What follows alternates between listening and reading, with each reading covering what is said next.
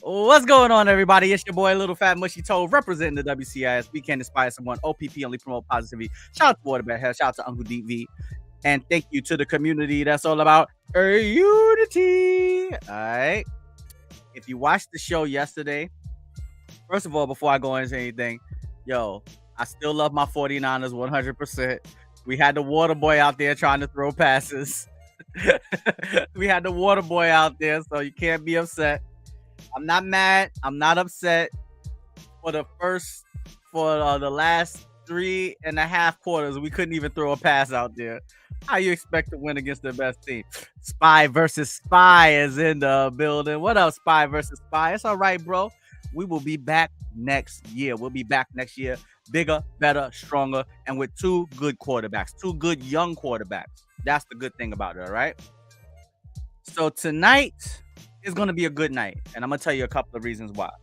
One, all the 49ers fans, we ain't going to cry over spilled milk. We good. We'll be back next year. The second reason why the show is going to be a great night tonight, I mean, the show is going to be really great. It's going to be a great night, is because tonight, I know the quarterback got hurt, but don't worry about it, bro. It happens, man. It happens. We'll be back next year, man. Don't worry about it. You know, Brock Purdy played great. He played his heart out throughout those 8 games to get us here. Unfortunately, injuries happen, bro. You know, it happens. It happens to the best of them. We'll be back. We'll be back. Don't worry about it. Trey Lance will be back. Brock Purdy will be back. They have a good, healthy competition in training camp, and we'll have 2 good young quarterbacks for the future, all right? Either way, we good. But the reason why tonight's going to be a good night is because the uncanny one himself, the legend, the legend in his own mind, the legend, Waterbed Hev, makes his triumphant return to the WCIS. He is going to bring it via satellite, all right? Hev is going to knock on the door and walk right in. And hopefully we'll have some other people join us. My main man, Knowledge, is in the building. What up, Knowledge? What's going on, bro? Welcome to the stream. All right, so without further ado, it's time to bring in my main man, Waterbed Hev, bringing him back to the stage, to the front of the stage. Hev is already knocking on the door. Look. Yo, Hev, stop banging on the door, bro. Don't be banging on the effing door. You can't bang on the door like that no more, bro. You don't live here. Have being hard-headed as usual. It's time to bring in my brother from another mother, my brother from a Spanish mother. Waterbed Hev is coming into the building, y'all. What up, Waterbed? What's up, everybody? What's going on? Look at you. Ain't even in camera. You ain't even in the shot, bro. What's going on? There you go. What up? I'm here. All right, Waterbed Hev is in the building. Drop the link. Spy? Jersey Devils in the building. All right, hold on. We can get everybody up in the building tonight. All right. Waterbed Hev is back in the building. Good to have you back, Hev. How you feeling today, bro? I'm good. What's up, Spy versus Spy, Jersey Devil, Knowledge? Hev, you gotta bring the microphone a little bit closer to you, or get up a little bit closer. There you go, my brother. Yeah. All right, Waterbed Hev is in the building. If you tuning in for the first time, like if you new to the show and you just used to seeing me up here with Jersey, Badgurl, A Baddie, BX the Great One, Ashy, Larry, those are all great pillars of the WCIS community. But Waterbed Hev was the original co-host alongside myself of the WCIS. So if you watching for the first time, you're like, wait a minute, who is Waterbed Hev? Hev is, you talk about pillars, Hev is the foundation of the WCIS. All right, so from the salty foundation. That's right. You can't have cement without a little bit of salt in it. Hev provides the salt. All right. Now we about to provide some sugar, cause Jersey Devils in the building. Jersey knocking on the door. All right, Jersey. Don't be knocking on the door so loud, girl. Come on, come on. I know it's not late in Hawaii, but come on. Don't knock on the. All right, we bring in Jersey Devil in the building.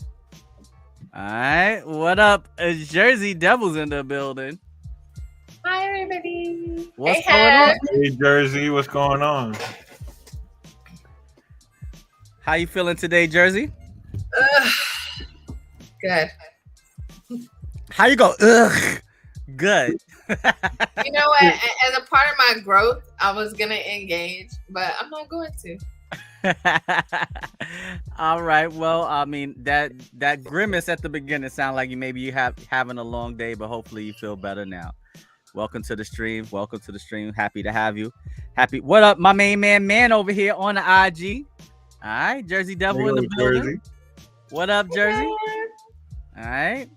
Now you want to talk about people that was here from day one. Now I'm with some day ones right now. Jersey Devil I feel y'all don't understand how good I feel right now having Jersey Devil.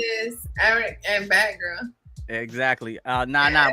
We got some others though. We got some others, but yeah, we can't leave out Ashy Larry. What up? Knowledge is in the building. What up, Knowledge? All right, let me see what Knowledge had to say.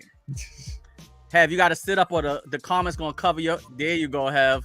Stop being so lean back and casual. It's time to get back to work, bro.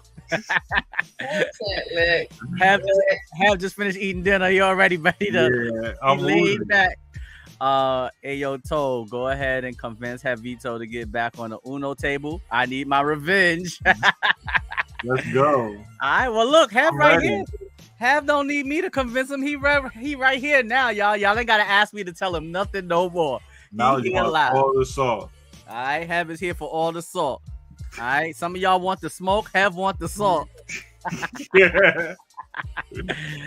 I have tell for the people that didn't tune in yesterday, just let them know what you've been up to since the last time they seen you, and welcome yourself back to the WCIS community, my brother. Actually, you know what? We're gonna put Have to the front of the stage. How about that? It's Have stage. Oh wow. All right, Have. Welcome to Tove's world. The stage is yours. The camera's yours.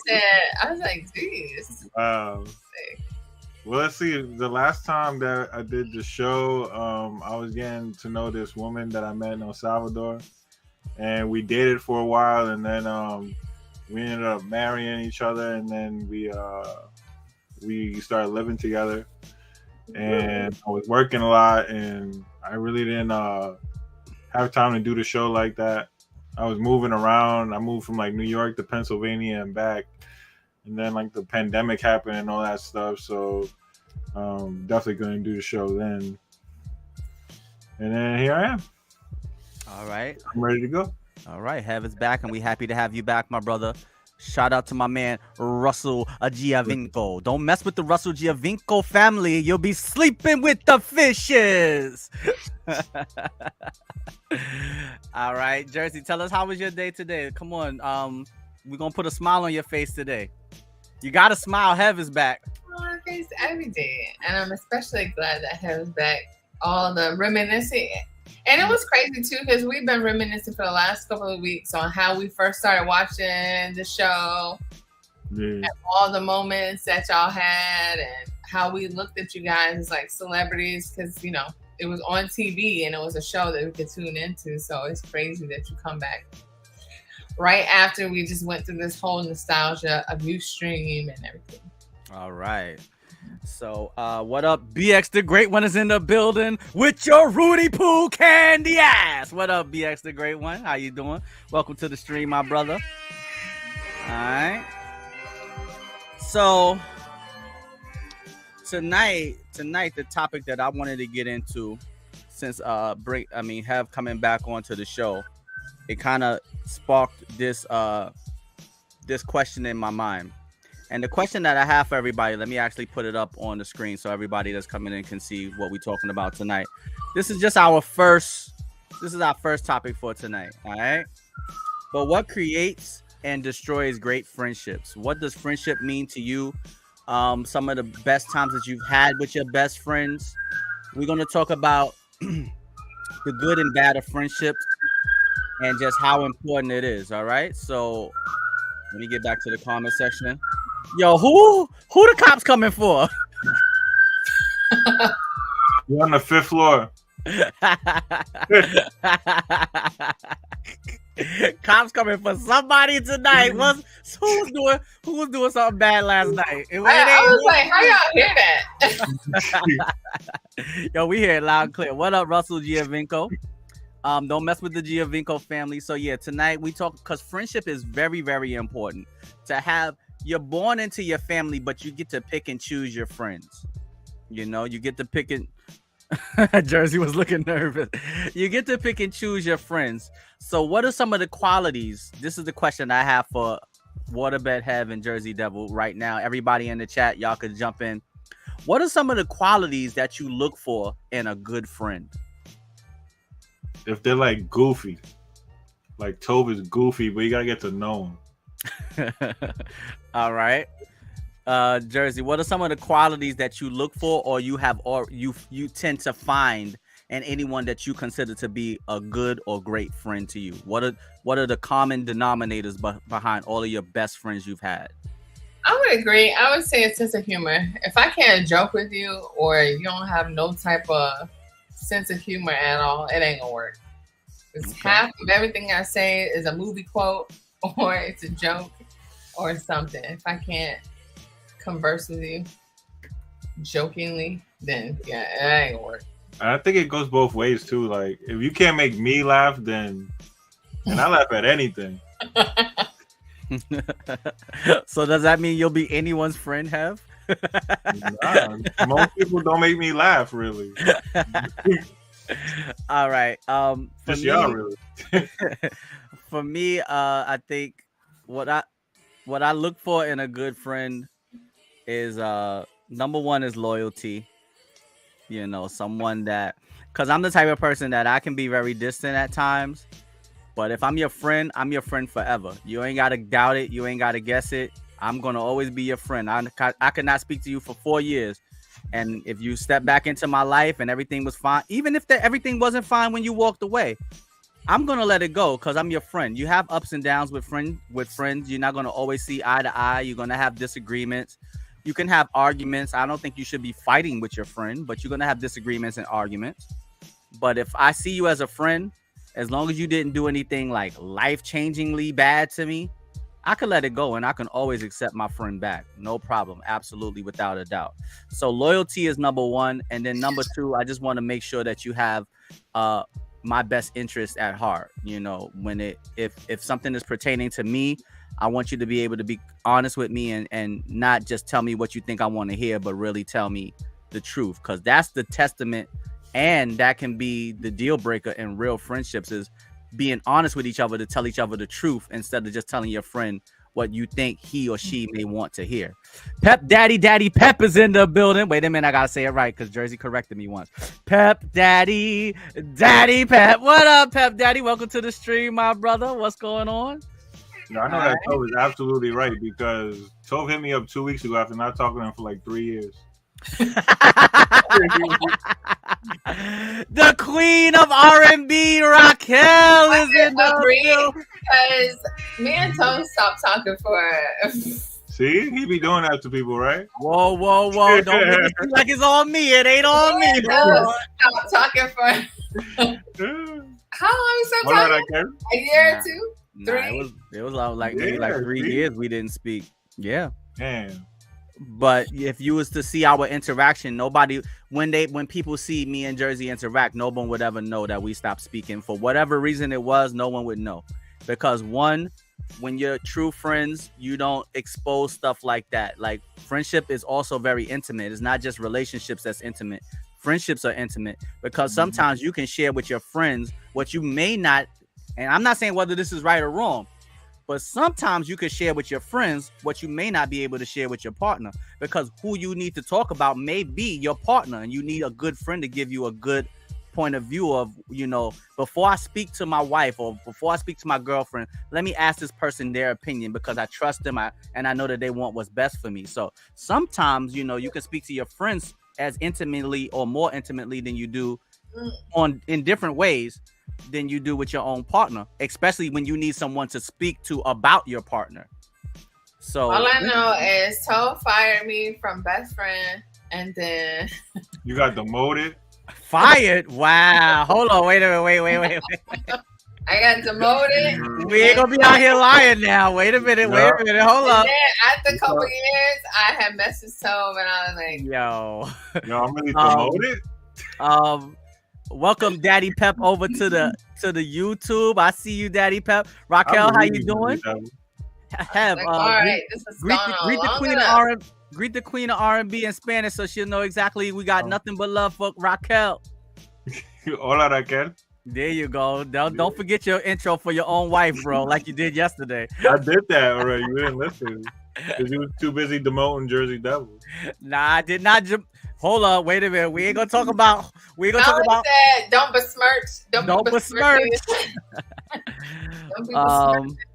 Let me see what my man Knowledge said. Okay, Knowledge said, "Have you got to sit up, or the comments are always gonna cut you off, bro? Stop being so lean back." Yeah, I feel like I'm driving over here. You gotta peek over the comments.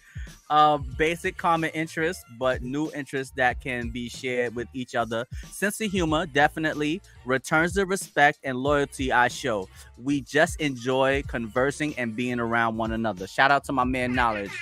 Mm-hmm. Wait, is that your wife for real? Yeah, that's my wife. Okay, I was like, don't be on here calling other people his wife. Those days is overtone. Yo, hold on, wait. We talking about friendship. You think I would do that to my friend? Jesus Christ! You think I'm trying to get this man divorced? I had to double check.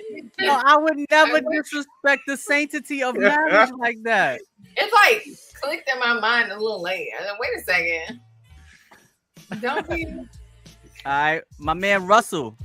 What are some of the qualities that you look for in a great friend, and what makes a great friend to you? All right, that's the question. Everybody, Knowledge. That was a great answer. Knowledge, great answer. Yeah. Those things are super and ultra important when it comes to friendships. All right. Yeah, that was very well put. Yeah, I want to say too, loyalty. I think just because. The same. Sometimes I'm not in the mood to talk, or sometimes work and everything else, and we may go a minute without speaking. But if you ain't feeling no type of way about it, then that's like, being understanding that, hey, sometimes you gotta do stuff, and you're not always gonna have time to hang out and message back. Because I'm horrible at replying to people, especially when I'm busy. All right, let's see what BX the Great One had to say. All right, sit up, Have. There you go. Have caught on quick now because this is a big comment right here. All right. Yeah, I'll read it. He said, for me, friendship is very important. Like Toe say, I want you to be upfront with me, even though I may not like it. Honesty is very important. No jealousy, and have a great sense of humor. All right. Shout out to my man. Wait, how would you define being upfront? Like, being upfront is being honest without being rude, without being malicious, and without being hurtful to the other person's feelings, because you have to understand that they're coming to you they're coming to you from a place of love, and you have to understand that they want what's best for you. And sometimes there are certain situations that will, blind you and lead you in a wrong direction, because you may be in your feelings, you may be in your emotions, and you need a friend to kind of like hit you with that dose of reality, to be like, all right, you got to think about this first before you just dive in, because let's say having a child is a really big step, or getting married is a big step. You got to make sure that you're ready, and you got to make sure that you think about A, B, C, D. But when you're in love, it's just like, yo, let's just get away and go get married, or hey, let's just have kids. And yeah, when you're in the moment, it sounds wonderful and beautiful, but then you 5 years down the road, it may not be that wonderful and beautiful if you didn't really think it out properly. That's a long time. So yes. Well, also too, if you're asking for people to be upfront with you, you got to be ready for someone to be upfront with you. You can't say, "Oh yeah, be honest with me," and then someone tell you something, and then all of a sudden it's F you. And that's very true. That's very true. And it has to be a level of maturity that both people have. So, give me a couple of, when you think of best friend, what are some of the things that come to your mind, like from memories that you've shared with best friends in the past? Like, throw us 2 memories. If someone says just says the word best friend, what comes to your mind? Give me a memory that comes to your mind. All right. What up? Rebel One is in the building. You see Rebel One is in the building. That's Omar right there. That's Rebel One. That's another day one WCIS representative. All right. Yeah, so when someone says best friend to you, give me 3 people that comes to your mind of, all right, throughout your lifetime, if you're lucky enough, you'll have a best friend from young to old. Some of us, we have best friends that are with us when we're young, some when we older. But when you think of best friends, tell me who some of the people that come to mind and what made them so beloved in your mind. Yeah, you want me to name names out here? Yo, of your best friends, yeah, of the best friends you've had throughout your lifetime. I feel like, huh? So they may got warrants. Yeah, friends ain't got governments out here. I ain't say they. You gotta say their last name, Unless they got a name like mine, it's like you could easily find my black ass. Yeah, because you're always home. On the street. Yeah, and I stream from home also, so you know when I'm home. Got you. Oh man. Let me see. I would say like go back to your childhood. Who was your childhood best friend? Then you go to school, like kind of like high school, and then go to like adult. Well, are you still friends with any of your day one friends? Like from the first time you thought, oh, this is a best friend. Are you still in contact with those people? Yeah. All right. So like I got this so like my best friend from childhood, his name is Omar. And I always used to joke around, like we used to bring like his friends around me, and they would be like, "How long have you known Omar?" And I would say, "I've known Omar so long. He didn't live on land when I met him." Oh, is that Omar right there? Oh no, I ain't Omar. No, that's not the same Omar. That's Rebel One. I was gonna say, And like what I meant by that was like when I first met my best friend in childhood, he lived on a boat. Wow. Yeah, like I had dinner at his houseboat, and then like I known him so long that his like parents got a house on like a block and everything, and like I helped him move out, like, and like I seen his life, like I seen him grow up. Are y'all around the same age? I'm 30. He's 31. He's 31. Yeah. Oh, okay. where is this? All right. Let's read. Go ahead and read Knowledge's. Real friends get it though. They don't need the daily interaction to validate their friendship. I can go years without speaking to my close ones, and when we do, we don't miss a beat. Exactly. Now this is the second part of what he said right here. Also, me and my close ones, I always seem to be locked in. We can tell a joke or express a point without even saying a word. Absolutely. Or like when certain people lock in, but they you give them a look on Uno. Nah, ain't no friends in Uno. Apparently, you know what? I'm glad you said that. That's the rules that I'm with. But apparently others. Hello. All right, what about okay, so Omar, anybody else that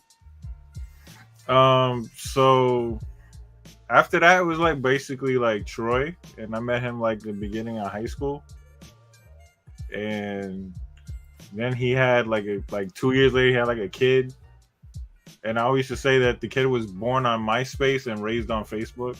He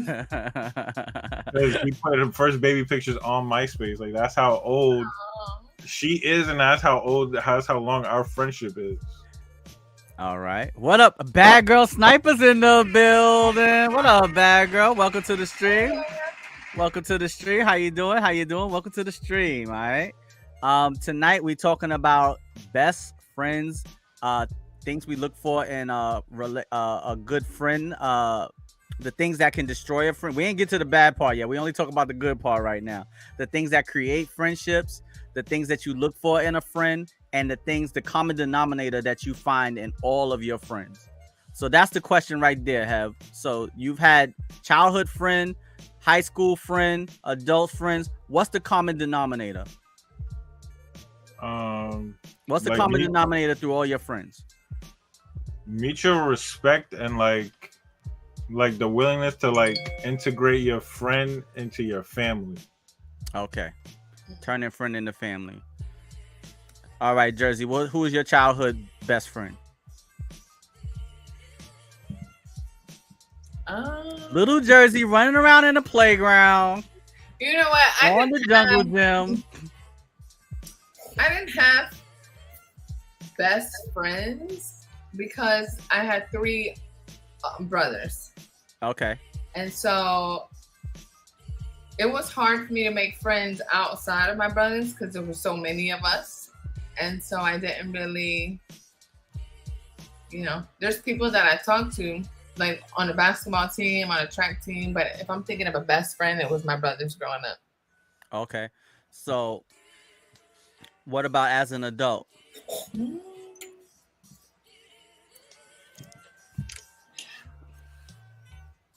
I would say I only had one best friend as an adult, and his name was Omar. Shout out to all the great Omars in the world.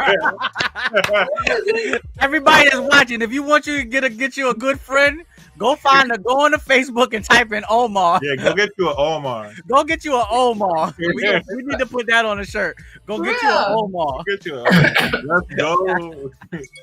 Get you an Omar. That's right. Go get you an Omar if you want a real friend. All right. So what did you cherish and what did you love about your friendship with Omar, Jersey?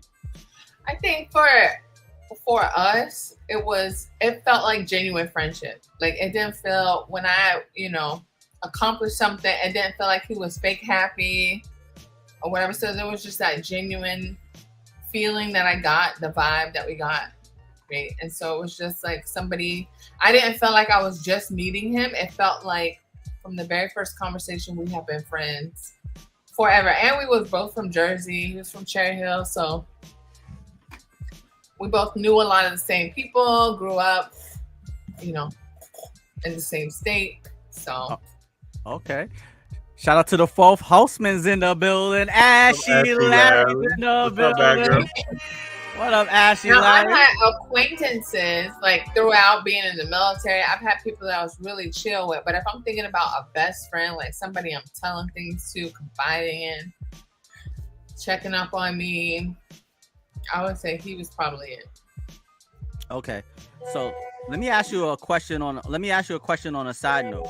All right. As a woman, do you feel it's easier for you to be friends with men or women? Which one feels more natural for you? Because I've heard like a lot of women say it's hard for them to be friends with women. Like it's like, I don't know, maybe it's like some underlying tension. But which one is easier for you? Is it easier for you to befriend a man or a woman? For me, it's easier I would say in the past, it's easier to befriend men only because I grew up with all brothers. And it wasn't just like one brother or two. I was the only girl in a house full of men. Okay. And so it's easier just because that's all I've known. All right. And so, but now I do, talk to women. It's not hard for me to talk to women, but I think we're all in competition with each other. It's like a not talked about competition because silent competition. Silent competition because we're in the same age group. We're all out here in some way, shape, or another looking for the attention of the opposite sex or same sex or trying to find a partner. So as much as you can be friends, you're in this silent competition.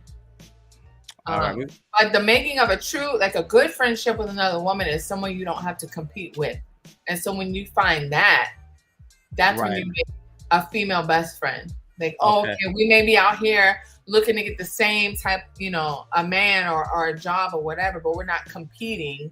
We are hyping each other up, and right. Where it's like y'all all on the same team. Yeah, and that person is on the same team, right? But for me and a man will never compete for the same thing. Right. And so there's that piece of competition that's not there, that stress that's not there. Right. But see, now as a woman being friends with a man, there's a different type of attention that might be there. Right. So it's kind of like a give and take. All right. Hev, let me ask you a question. Now we taking away romantic relationships, because I feel like we all should be best friends or try to be best friends with the person that you're involved with romantically. But if you take away any type of romantic connection, do you feel like you could truly be best friends with a woman? Like now as married Hev, or? Yes. I mean, as married Hev, or even, no? Okay. So, my best friend is my wife. Okay, so now when you were single, could you see yourself? Do you think that you would be able to form the same type of friendship with a woman that you could with a guy or a man? I mean, like back in the day, I was close to that. Like, I did have a female, like you could say, best friend, and like it was easy to talk to her. But I don't know if it has anything to do with it, right? But she was a lesbian.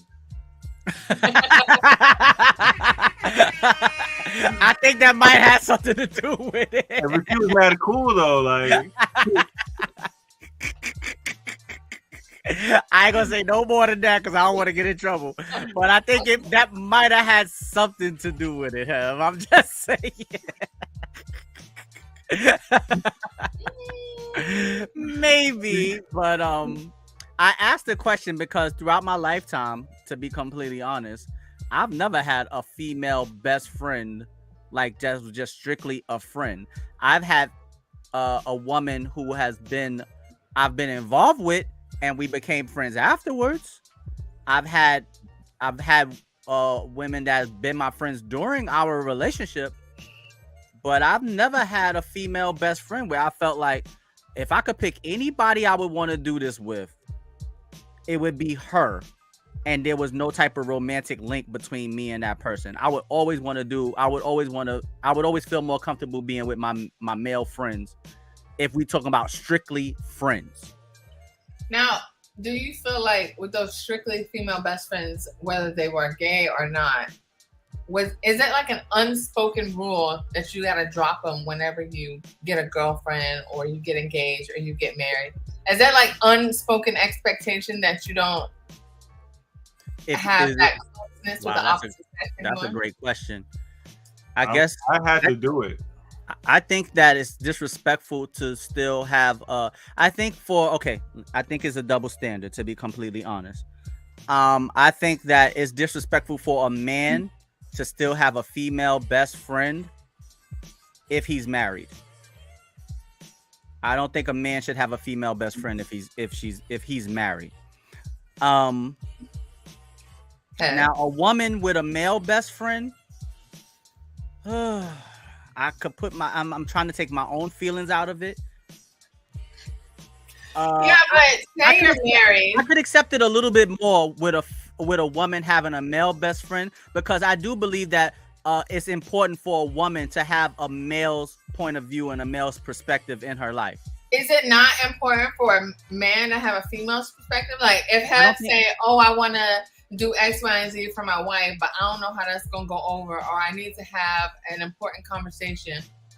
He wouldn't go to another man and say, hey, how does this sound? It would be better if he could go to a female and say, hey. I mean, I get where Julie's coming from. This in a way that's not going to make me sleep on the couch. Like, because if something like that did happen, like at the moment I don't have a woman best friend outside of my wife, but if I needed a woman's opinion, like I would go to like my sister. Yeah. Right. Like that's the only person I could think of where she could tell me the objective truth If I was right, if I was wrong, if she was right, if she was wrong. The reason why I can only speak for myself, everybody in the chat could agree or disagree with me. The reason why I feel like a man doesn't need a woman best friend in his life as much is because most of the time we're raised by our mothers. So we've already grown up with a female's perspective in our life consistently. No. Everyone. No. You've had a female perspective in the role of your mom, but you've not had a female perspective when it comes to who you are now as a mature grown man looking to get married and settle down. Right, but you're talking about as best friends. Your mother can give you the same perspective as a best friend could. She can't give you the same perspective as your wife or your girlfriend.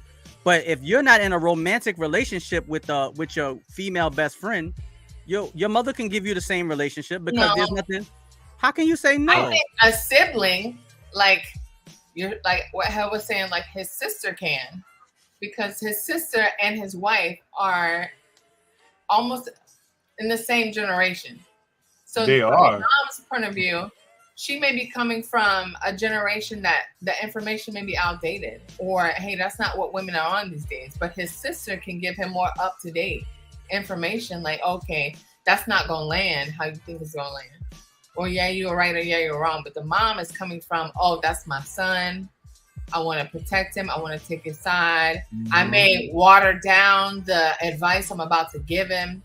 Or I may be looking out for his best interest, even though the other person may be wrong. I may say, oh, son, I see your point of view, this and that, Right, but your female best friend could do the same thing too. Yeah, my sister don't care, yo. She'll say that. Your mother could do that, but anybody could do that if they're your friend and they're not the friend of the person that your mother is your wife's mother-in-law. There's a conflict of interest. Yeah, that's only if we're talking about marriage, but everybody not married. I would say a mom is a conflict of interest. A sibling don't give a shit in a relationship. Nah, I think a sibling could be a conflict of interest too. The sibling could be on their brother or sister side too. I would take me personally, honestly, I'm on the side of whoever's right. If it's right, it's right. It's wrong, it's wrong. It doesn't make a difference if my mother, my grandmother, my sister, my brother. But what I'm saying is, I don't think a man needs a woman's perspective as much as a woman needs a man's perspective, because most of men are raised around women all the time, where most women are not always raised around men. I think it goes because a lot of fathers are not in their children's lives, but the mother is usually around in the person's life. There are a lot of single men out there who are wondering, what I do wrong? What did I say? And you know what they would benefit from? A female's perspective on how to get their shit together. Right, and you could go ask your mother for that perspective. You could. You could. Agree to disagree. You can. What up? Let me see. Hold on, then. Let me see. If I'm Hav's mom and he came to me and be like, "Oh yeah, another one broke up with me. What am I doing wrong?" I'm be like, "Nothing, baby. You're perfect. You my son. You my angel." Nah, but see, that's not. Like, bro, you gotta get a job. You gotta get your own fucking spot. Like, get your shit together. Your mother gotta be able to tell you that too. Your mother can tell you, "Look, son, you're not doing what you need to do. You gotta do better." Yeah, but also as a mom, I would say, "Oh, if a woman don't like that you doing X, Y, Z, welcome to the stream. For you." But as a sister, I'm gonna say, "Nah, women ain't checking for that these days. You need to get X, Y, Z, because that's what's going." I don't know. Okay, I hear what you're saying. All right, let's see what let's see. Nala said I starred this because we didn't get a chance to read it. It's funny though. I had a lot of really close female friends growing up, and even though none of us were attracted to each other, it always got awkward when one of us were in a relationship. Mm-hmm. That's because there's always some type of attraction lingering in the background between men and women. It's very difficult to have a platonic relationship with a woman, especially if she's really attractive. I think it's always like some lingering tension, sexual tension, especially from the man towards the woman. It may not be towards the woman, from the woman coming to the man all the time, But as men, I think it's like, you my friend, but if you call me on a late Saturday night, I might come over. I might be over there. I wouldn't say a female best friend. I would say somebody you can confide in. Somebody that gives really good advice. So maybe somebody you look up to, or somebody who's not in your My man Russell went very.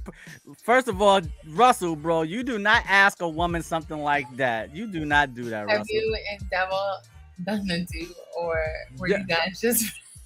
You do not. First of all, Russell, if you my friend, right? We talk about friendship, right? Let's talk about this. If you my friend, do you think that you would ask me this question in front of this young lady and I'm supposed to answer it in front of everyone and she's still gonna be my friend afterwards, bro? Oh come on, bro. What you trying to do to me, bro? You're trying to have me sleeping with the fishes.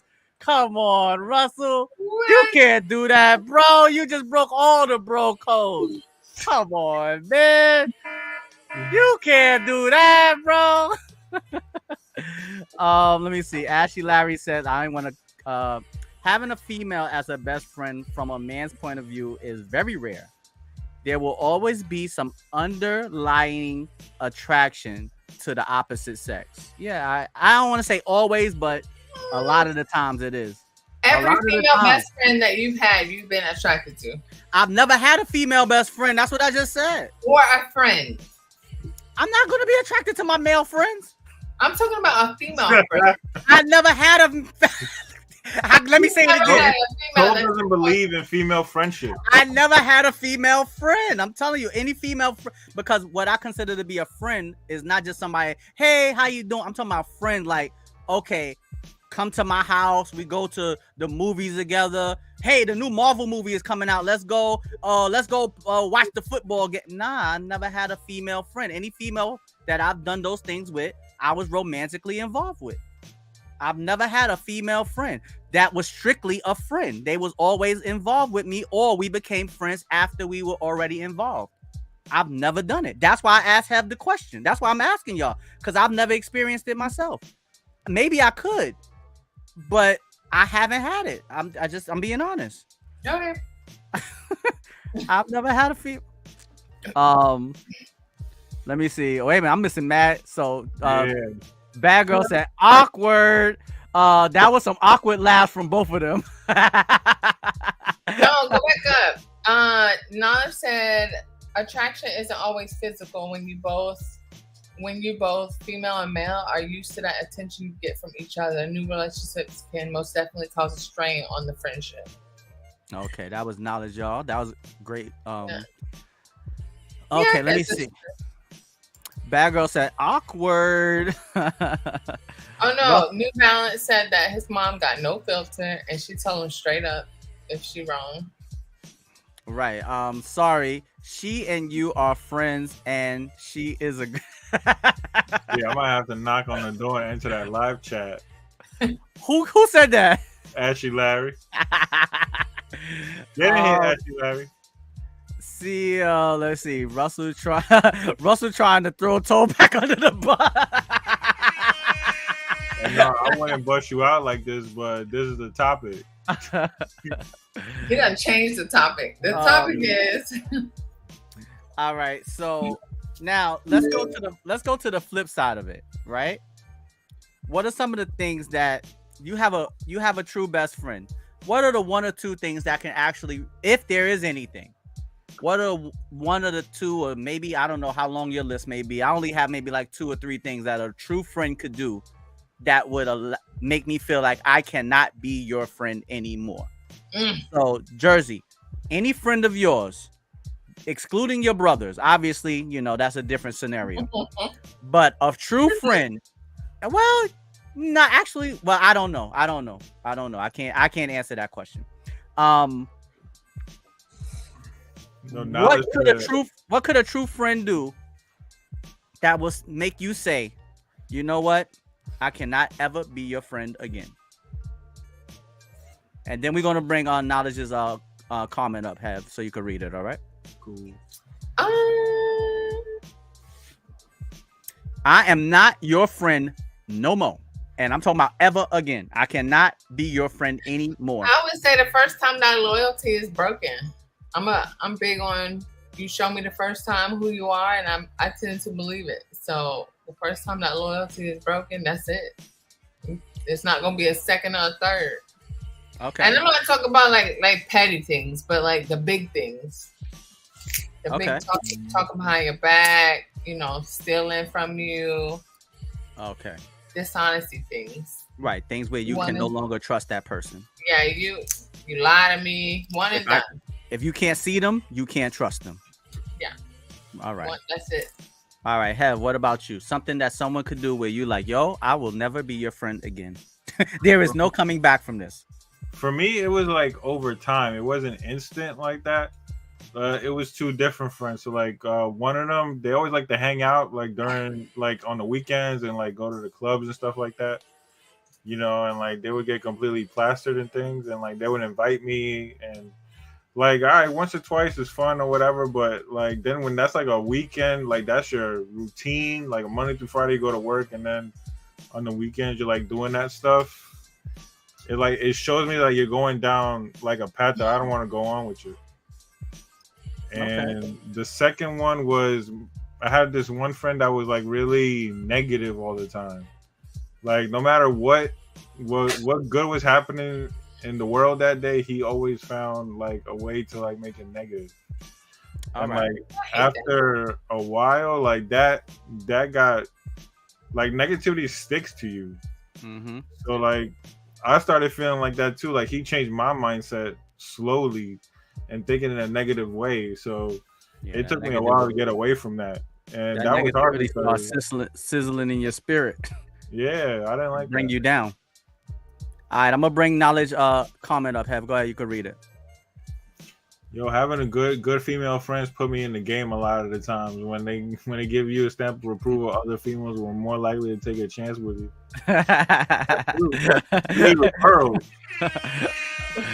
All right, so let's see. Knowledge said one thing that would be a deal breaker in a friendship to him is if someone was to lie on him, they would be dead to him. Oh, they said, oh yeah, lie on me. BX said, you lied on me and you tried to take my girlfriend. That's it. Snitching, stealing, and disloyalty. Don't mess with the Giovinco family. Don't you tell the family secrets. Be disloyal and don't try to take my woman. All right, let's see. Yo, knowledge, bro. Let me talk to you straight up. Me and you, bro. Why don't you just come and jump onto the stream, bro? So you don't have to keep writing. Yeah. Knowledge, why don't you just come on and jump onto the stream and drop your knowledge, bro? You ain't got to write all of this. Just jump. You ain't got to get on camera, but you can come on here and drop your knowledge, bro. Come on to the stream, bro. All right, because you have some really good comments, bro. All right, let's bring knowledge comment up. Or people that when you tell them something in confidence, and it comes back to you from other sources. Nah, I can't rock with you at all. All right. Nah, that's a low-key one, but an important one. There's a lot that people could do to lose friends. All right, so give us some examples, New Balance. Let us know a couple of things, all right? For me, I would say what would cause me to say I am not rocking with you at all anymore is if you are talking about me behind my back, talking bad about me, tearing my name down behind my back. Because if that's one thing I will not do. If I have something bad to say about you, either I won't say it at all or I'm going to say it to you.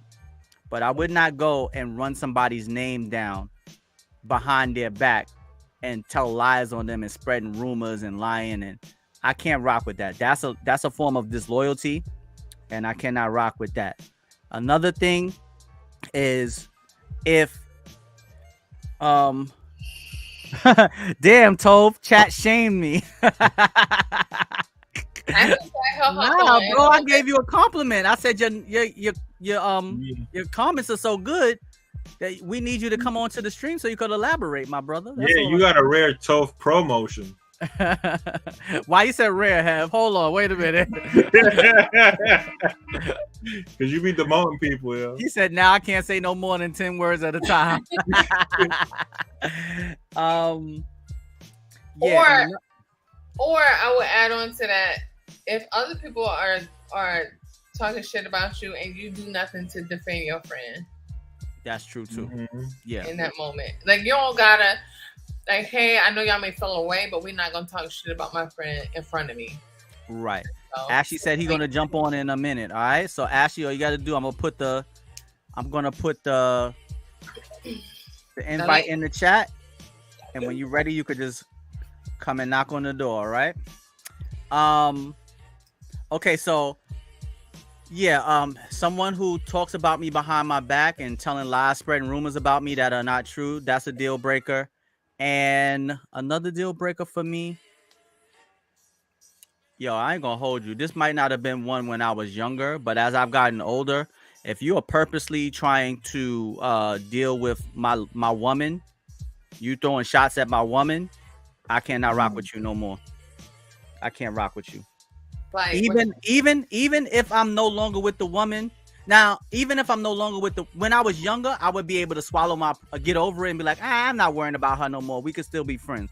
But now, as I've gotten older, when a man does something like that, that lets me know that there's something there's something that cannot be trusted about that man. And when the pressure is applied and when all the chips are on the table, he will fold, because there's just certain things you do not do to your brother. There's certain things you do not do to your brother. And in my mind, those are one of those things. Now, if you come to your brother and say, hey, your ex-girlfriend likes me, and he like, yo, on some for real, go ahead and talk to her. I'm over it. I'm married. I got kids. I've moved on. Then maybe it's acceptable. Is that not bro code though? Huh? Like, I thought if you were friends, you never supposed to date each other's exes. No. Not never. Not never. I wouldn't say never. You gotta get the heads up. No, you got it. I'm telling you, for bro code, you got to give each other a heads up, because the guy has to let you know I'm over it, or it was never that serious in the first place. Mm-hmm. But if you see that I am actively with this woman and you are throwing shots at her behind my back, when I was younger, I would be able to let that slide. But at this age now, nah, I'm not rocking with you no more. That's it. Point blank, period. Unless she was just like if she's my woman, nah. If she's somebody I'm dating, maybe. Like if we just talking or dating, going on dates, maybe. But if you know that this is my woman, nah, I can't rock with you no more. I can't let that slide no more. I can't, because I would never do that to somebody. I wouldn't do that to somebody. If I know that that's your woman, I'm not gonna talk to her. I ain't gonna be sending her no messages. I ain't gonna be doing none of that. That's off the table. That's it. When I address her, when I address you, I address her. When I address her, I'll address you. I'm talking to y'all as a couple. I'm not talking to. I'll talk to you because you my friend, but I'm not talking to her because me and you are friends. Now she's my friend.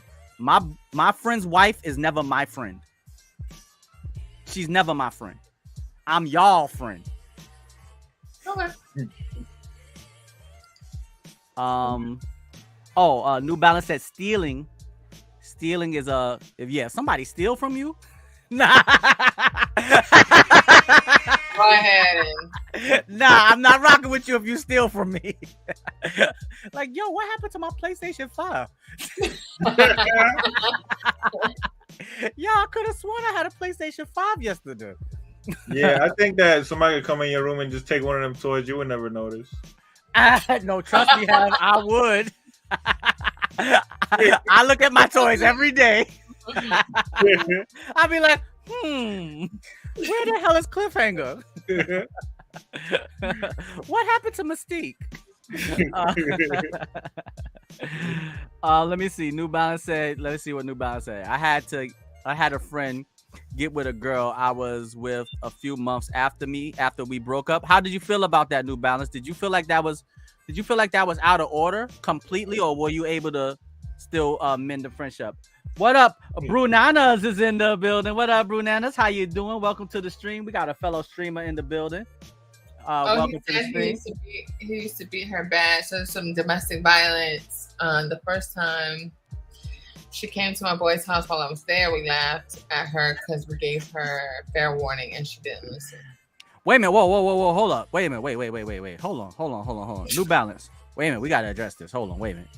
Because we going to address everything. You said he used to beat her bad. And the first time he beat her, she came to my house. And we laughed at her?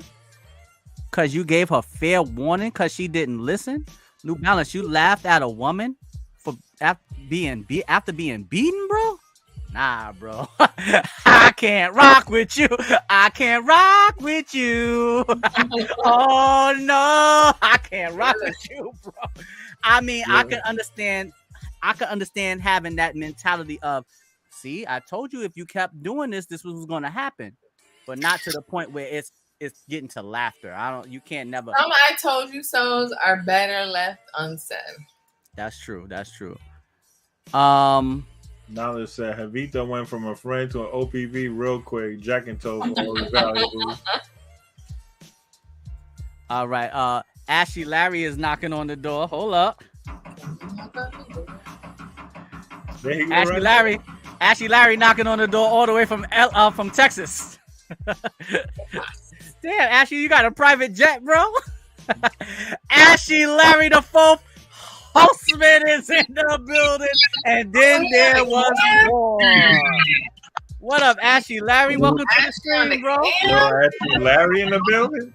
Ashy Larry's in the building. Once again, what's up? Once again, it's home. What's going on, Ashy Larry? How you doing, bro? Tired as hell. I just got home from work. Got home from work. All right, time to relax and enjoy the show, bro. All right, so let's jump on into the conversation. What has been the common denominator between you and all your best friends in your life, or your best friend? Best friends, or what's the great thing about your best friend? If you've had more than one, or just one. I mean, it's all cool. We all had something in common, you know. We didn't do a whole bunch of illegal shit, you know. We were genuinely good people. I mean, we were mischievous when we were younger and everything, but you know, we all had a like-minded mindset growing up, you know, not doing a whole bunch of dirty shit, you know, out there shooting and killing people and things like that. But that's basically it. I mean, we were just good people. We just had fun growing up. That was the common denominator. We were all cool. Okay. All good, cool, young men. Have you ever had a female best friend? No. Larry said that pretty fast, bro. Pretty fast. So why do you think? Why, in your personal opinion, Ashy Larry? Oh, there, Ashy Larry. Ashy Larry said nope and got the hell up out of here. Damn, man, you running people out the room. Yo, grand opening, grand closing. That's all here. Right, hold up. Yep. We gonna bring Ashy knocking on Ashy knocking on the door again, bro. Ashy Larry was like, I think Jersey kicked him out. No, I didn't. He said to come to address.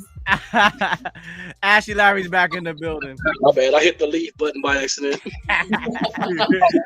So, Ashy Larry, let me ask you this. So, in your opinion, what do you think would be what do you think would be the difficult dynamic between a man and a woman being best friends?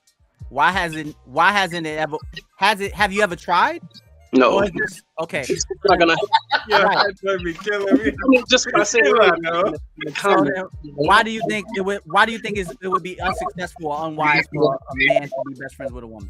Because just like I said earlier, it's the natural attraction between men and women. So I mean, unless she just, well, I ain't gonna say dog ugly because that's pretty horrible, but you know, unless you just, unless you just. Yo, every time Ashley says something about women, he get cut off. Yo, Ashley, I think that's the YouTube guards trying to tell us, like, yo, you gotta stop this conversation right now. Y'all gonna get cut out. What up, Quinn is in the building. What up, Quinn? Shut up, It's telling you, Ashley, just shut up now, bro. Question for you three gentlemen. Have you ever had a female wanting to be a best friend and you were like, nah? Yeah. No. But No. I played the I never had. I had that. I never had a female that just genuinely wanted to be my. Cause like at the beginning I didn't like her like that, but then we hung out so much that I started developing feelings. And then I told her about that, and she just saw me as a friend. And to her credit, like I tried being her friend, but I couldn't. Like after that? No, like after that, we still tried being friends, but I couldn't do it. No, I feel like I was torturing myself. Marcus, ooh, Lady Eloise, my man Marcus is in the building. What up, Marcus? Welcome to the stream. Somebody got to turn me down in the background. I think I'm hearing me coming. No, my TV is not. I mean, it's muted. Oh, okay. How it is. Okay, let me say something now. What up, Marcus? Yeah, I hear it's coming. It's coming through from somebody. I can never ever. Okay, hold on. Let me bring up Marcus's Okay, I can never ever only. Wait a minute. You can never ever only friends. Sooner or later, there will be a sexual attraction. Okay. I'm gonna tell you why I've never had a female just like, hey Toby, I want to be. Yeah, I don't think I've ever experienced that where a woman was like, Toby, I want to be your friend, and that's it, and I was happy with it. Hell no, like hell no, nah. No. You just ban 100 every time, so. I wish. I wish. So okay, let's flip the question then, Jersey. If there was a man that you were attracted to, and he said, I'm just not attracted to you, Jersey, but I will think to be really good friends. Do you don't think that would rub you the wrong way? I don't think that ever happened to Jersey though. I'm just asking her to go into a daydream world of make-believe. You asking her to go into the multiverse. Yes. If there was a man that was really attracted to you, you wanted to really pursue him, and you expressed this to him, and he said, Jersey, I appreciate the offer. I think that you're a beautiful woman, but I only want to be your friend. Would you genuinely be able to be his best friend after that? No, I don't think so. First, I would say bullshit. That's number one. What up, cool edition? All right. I could imagine it. I mean, Jersey bats 1,000. That's number one. Number two. I'm like, number two. We're gonna put that on a t-shirt. Jersey bats 1,000. That's the next one. Jersey bats 1,000. Jersey Pinnock, Miss Perfect. No. We put Tom bats 1,000 on the shirt. It's too many people that know that that's not true. Yeah. I can attest to that. I don't think it would ring as true if I were compared to you, Aaron. You know what? As women in general, I think we would, because we have the mentality, right, that nurturing, like, oh, he will eventually. So that's why you have like women who are best friends with men who are not interested in them, but they stick it out and they wait it out and wait for their turn, wait through relationship after relationship. Mm-hmm. So me personally, I would not. I wouldn't. Okay. I respect your honesty. All right. I could be cordial, and we could talk pretty often, but like hang out with each other, come over each other's houses and all that. No. Right. And I think that's why now you take that same energy and the energy that you thinking like, okay, yeah, I couldn't see myself being friends with that person after I've told them that I like him. And he kind of like said, no, I just see you as a friend. That's the reason why a lot of men don't have female friends. Now, if you propose to somebody, this is a off topic. Okay. If you propose to somebody and they said no, could you go back to just dating them? That'll be super awkward. You gotta throw the deuces at them. Come on, you can't do that and then stick around. You gotta tell me why though. Like, for me, it would depend on how long we've been together. If we've been together for a year and I ask you to marry me and you say no, I could still be with you after that. But if we've been together for 8 years and I ask you to marry me and you say no, yeah, I might have to go ahead and chuck the deuces up. Because I know if for me to get married to someone, I would have to be involved with them nonstop, straight, consistently for at least 4 years. dang. For me to consider marriage, I would have to be with them for at least 4 to 5 years straight before I even think about marriage. You gotta get At my age now, at 46. Now, maybe when I was younger, that wouldn't have been the case. But at 46, because now I know if I'm ever going to get married, I don't ever want to get divorced. So I know how I am, and I'm very finicky. So if I can rock with you for 5 years straight and we all good, then I could see us being together forever. But if I can't rock with you for 5 years straight, I ain't gonna waste the rest of my life or waste your time or none of that. I'm not doing that. So yeah. I just want to know if the same rules apply. Like if a woman ever turns you down, would you ever continue? Yeah, I could go back to it, but if it's been 7, 8 years, yeah, I probably can't go back. Actually, But if it's like nah. I'm just saying, Toe got a soft heart. I'm over here like, hell no. Bye. He's what about you? What about Hev?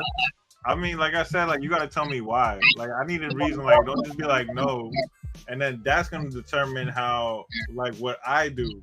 So either I'm gonna stay or I'm gonna go. What if the reason why was I'm just not ready? Then I'm going because I'm not waiting for. I'm not waiting for when you're ready. I'm ready now. Hev is ready to take it down to China now. So all right, your timeline or no timeline. Like I need specifics. I ain't ready. You're not ready for what? Me living together. Like I need specific answers. I just asked you to be like my woman for life, and then you're just gonna be like, no, I'm not ready. Like why? Okay, like, so I want to delve deep. Right, but if she's genuine, what up? Oh, my brother, Intensify. What's going on, bro? Welcome to the IG. We're streaming live on YouTube. Come on over to the YouTube channel, WCIS1. Come join the community. We got a good conversation going on with your boy Little Fat Mushy Cove. We got Waterbed Hev in the building. We got the fourth host, Ashy Larry in the building. And we got Jersey Devil MD. Don't forget the MD in the building, all right? So come on over to the YouTube and join the conversation. Tonight, we are talking about friendship. What makes good friends? What creates a good friendship? What can destroy a good friendship? And how have you picked your friends in the past? Or how have people picked you to be a friend? So now that leads me to another great question. For most of the friends that you've had, do you feel as if you picked them or they picked you? Dang. That's a good question. Now, because you got to really go back and think like, okay, where did this friendship really start from? I'm going to give you a perfect example. Me and Hev. I think that when I really think about it, I picked Hev as a friend. Mm-hmm. I definitely picked Hev. I chose Hev as a friend. But I'm pretty sure that there's people that Hev has chosen as a friend. Mm-hmm. So when you think about it, do your friendships usually form from you picking them or them picking you? Ashy Larry, you first, bro. Well, it's like this. I mean, the friends that I had, like I got 3 friends that I grew up with from childhood that are still my best friends today. We don't even live in the same state, but I mean, we're all cool. And we picked each other because I mean, we all hung out. We grew up on the same block, so we picked each other. It wasn't like one picking the other. It was just the trust that we had between, the 4 of us. Right.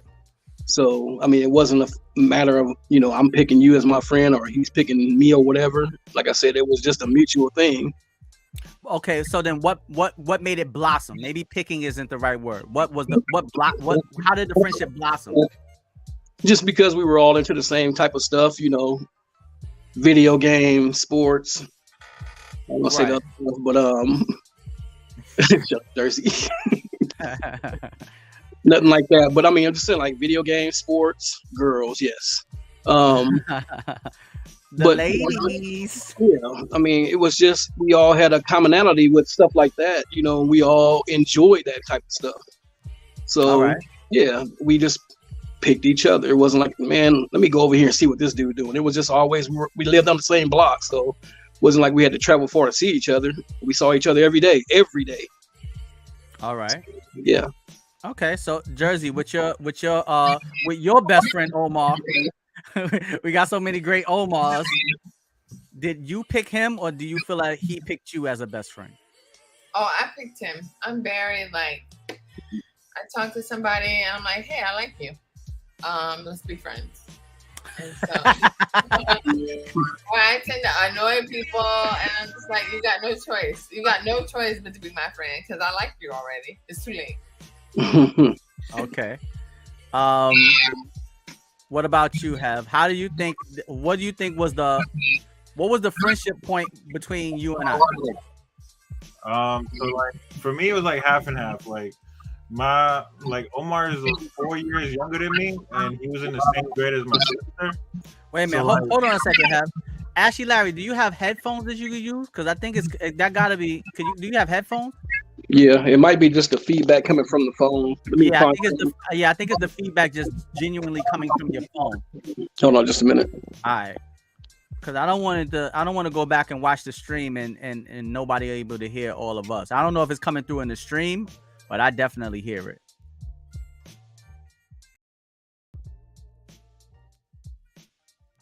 Oh, they just moved us around. Hold up. We playing musical chairs. All right, Ashley, jump back in this. All right, go ahead, Hev, while Ashley Larry sets up his headset. Yeah, so for me it was like half and half. Like Omar is 4 years younger than me, and he was in the same grade as my sister. And like, you know, my mom and like his mom knew each other and stuff like that, and like they try to get us to hang out. And I was like 9 and he was like 5, and I'm like, I'm not hanging out. I ain't gonna be hanging out with no 5-year-old. So like he wasn't my friend at first. Okay. But then he got older and like I was like, all right, he's cool. And then I eventually picked him. Okay. So what do you think was the blossoming point between the friendship between you and I? When did you start to look at me as a friend? When we didn't need Eric to be there to like hang out. Like I could chill with you, and like Eric didn't have to be there. Like, you know, we could have a conversation together and like watch a movie or something, and like Eric didn't have to be there. All right, hold on. Let's check Ashley Larry's levels. You can hear me, Ashley Larry? Yeah, I can hear you guys. All right, because now you got the headphones in? Yeah. All right. We don't hear none of that. We don't hear, so whenever you jump on Ashley Larry, make sure you wear the headphones, because now that feedback is completely gone. Everything is nice and quiet, bro. Go ahead. What you was gonna say, Jersey? Oh, I was saying that's such a good point, because I've been with a group of friends, and then you always think that, oh, I'm friends with everybody in the group, and then the person that you talk to the most leave, and now it's awkward. Yeah. You're like, wait, am I friends with y'all? Or Right. I'm friends with the same person. Right. It's just it turns out that y'all all friends with the same person. That one person is the glue. That's how the same way Ashley Larry described his friends growing up, that's how it was with me and my friends growing up. I felt like I was friends with all of them and they were all friends with me. But if you took me out of the equation, I don't know if they were all really great friends.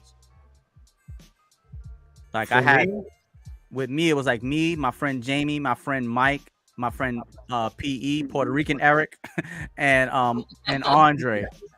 The reason why we called him Puerto Rican, because Eric is, my Uncle Eric, and then we had Puerto Rican Eric, so we had to differentiate them. It wasn't just, I'm not being a racist, y'all. I know it's 2023. I'm not being racist. He wasn't offended, y'all. Trust me. But yeah, and it seems like once if you took me out of the equation, I'm not sure how close they were, but when you put me in the equation, we was thick as thieves. All right. Yeah, I've been in situations where our mutual friend left, and I was like, awkward. and I gotta go get a drink or run to the store real quick. Yeah, Right. they just leave Yeah, you alone I'll at the be right back. barbecue. What happened? I said they just leave you alone at the barbecue. Oh, that's the worst. Oh yeah, don't leave me alone at the barbecue. I'm telling you right now, you're gonna come back to an empty seat. You're gonna be like, where did Toby go? I'll be like, yo, I'm going in the hallway into my building. Yeah.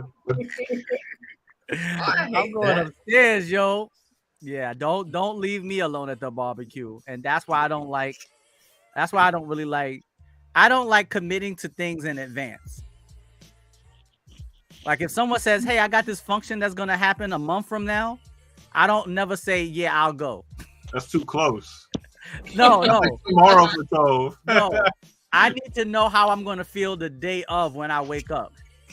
That's when I decide. God. That's when I decide whether I'm gonna do something or not. I have to know the day of. He's Now, in don't get me his wrong. feelings If I even say about yeah, events. I said you ain't your feelings even about events.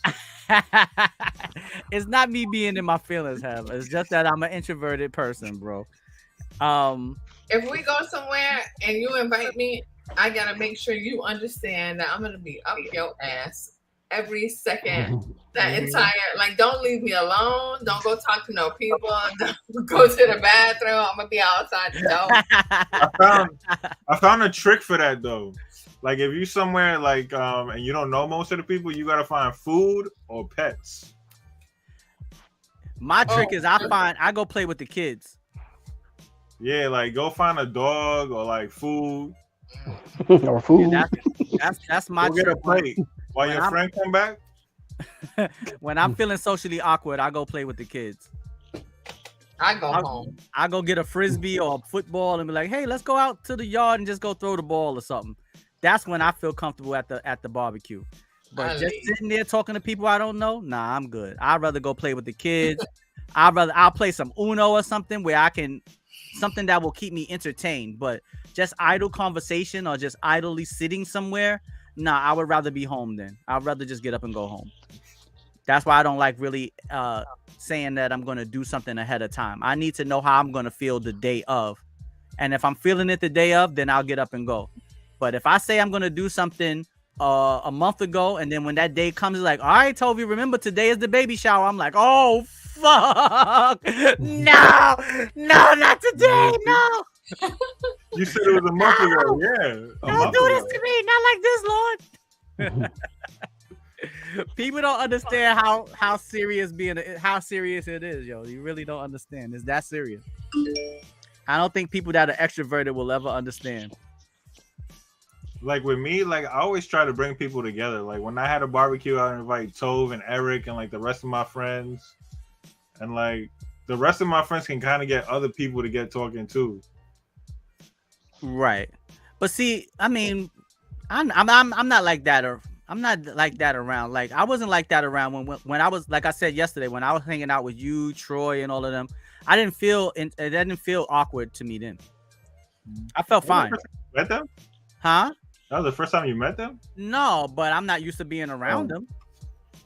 You know, but I didn't feel awkward at all. I didn't feel awkward. So Ashy, Larry, I want you to answer this question for me then. What's up? What are some of the, you didn't get a chance to answer this. I mean, you answered it in the chat, but now that you're here, what's something that destroys a friendship for you? Trust issues. If you can't trust your boys. Or girls. But, you know.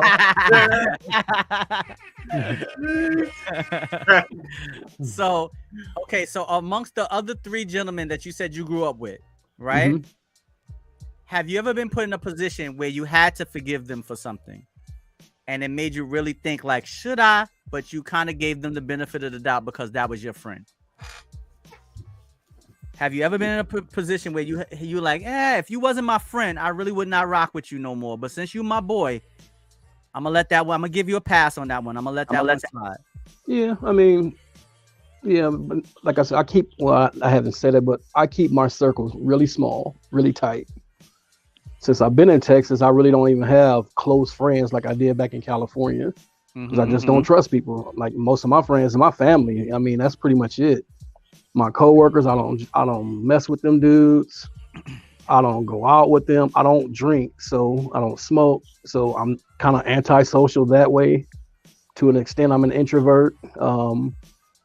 But yeah, I mean, back when I was, growing up and whatever, I was with put in positions like that. But I'm a pretty chill dude, so I don't just spaz out on anybody. Right. I just keep it, I keep it 100. But hey, if you mess me over, I mean, I just stop fucking with you, basically. Okay. Jersey, the same question for you. Have you ever had to forgive a close friend that you felt like, if you weren't my friend, or in your instance, if you weren't my brother, I really would not rock with you. But since you're my brother and you my friend, I'm gonna give you a pass on this one. And I'm gonna let it slide. I've had friends. I wouldn't say like best friends because I don't trust people like that. Not a lot of people. Like I keep the circle really small. But I've not. No, I'm kind of one and done. Yeah. Like I like to burn bridges while I'm on it. And it's like, if you cross me, that's it. There's no coming back. Now, if we fell out for silly reasons, like me and Toph stopped talking for whatever reason it was, we're not going to go into it. Understandable. But we stopped. You feel me? We stopped talking. And then eventually I was like, hey, I miss my friend. And so I reached out to him and said, hey, whatever that's in the past, let's start talking again. And 9 times out of 10, if me and Toph ever get into an argument, I'm always the one to say, my bad. Because I value our friendship over whatever we were arguing about. It may be years in between that apology. But it was never something serious. But if it was something serious, I don't forgive. I don't. And maybe that's a trait I got to work on. No, but you don't have to work on that. That's keeping it 100. Somebody. The vibe I get with you is not genuine. There's no coming back from that. You can't say, "Oh, now I for real rock with you this time." That's it. What about you, Waterbed Hev? You ever been put in a position where you had to forgive a friend, and you felt like, if you wasn't my friend, I would not rock with you, but since you're my friend, I'm gonna let this one slide, and we can go ahead. And were you able to move forward in true and in true friendship, and if things are like the way they were? Move a little bit closer to the mic, bro. You fading on us, Hev. Gotta keep the energy up. I know that steak dinner was good. Like a couple years ago it happened where like me and a friend, we got into it, and like it was a few months where we didn't talk and stuff like that. And then like before I went to El Salvador, like I wanted to talk to him before I left because I didn't want to leave things like empty. What was the word? I didn't want to leave things undone because I didn't know how long I was going to be over there. Right. And I didn't know when I was going to come back. So I wanted to at least have that conversation, and then I would have felt good about leaving and still be able to talk to my friend while I was over there. All right. Myself, I've had a couple of instances where I felt like, if this wasn't my friend, I'll probably not going to speak to that person. I've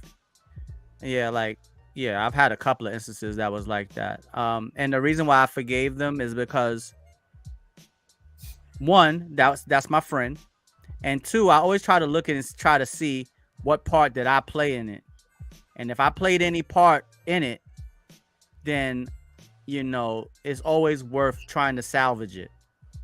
And then on the flip side of it, if I messed up and I did something to someone and I was truly sorry, you can't go back and change things, but I ain't gonna hold you, and I'm not gonna lie, I would want them to forgive me too.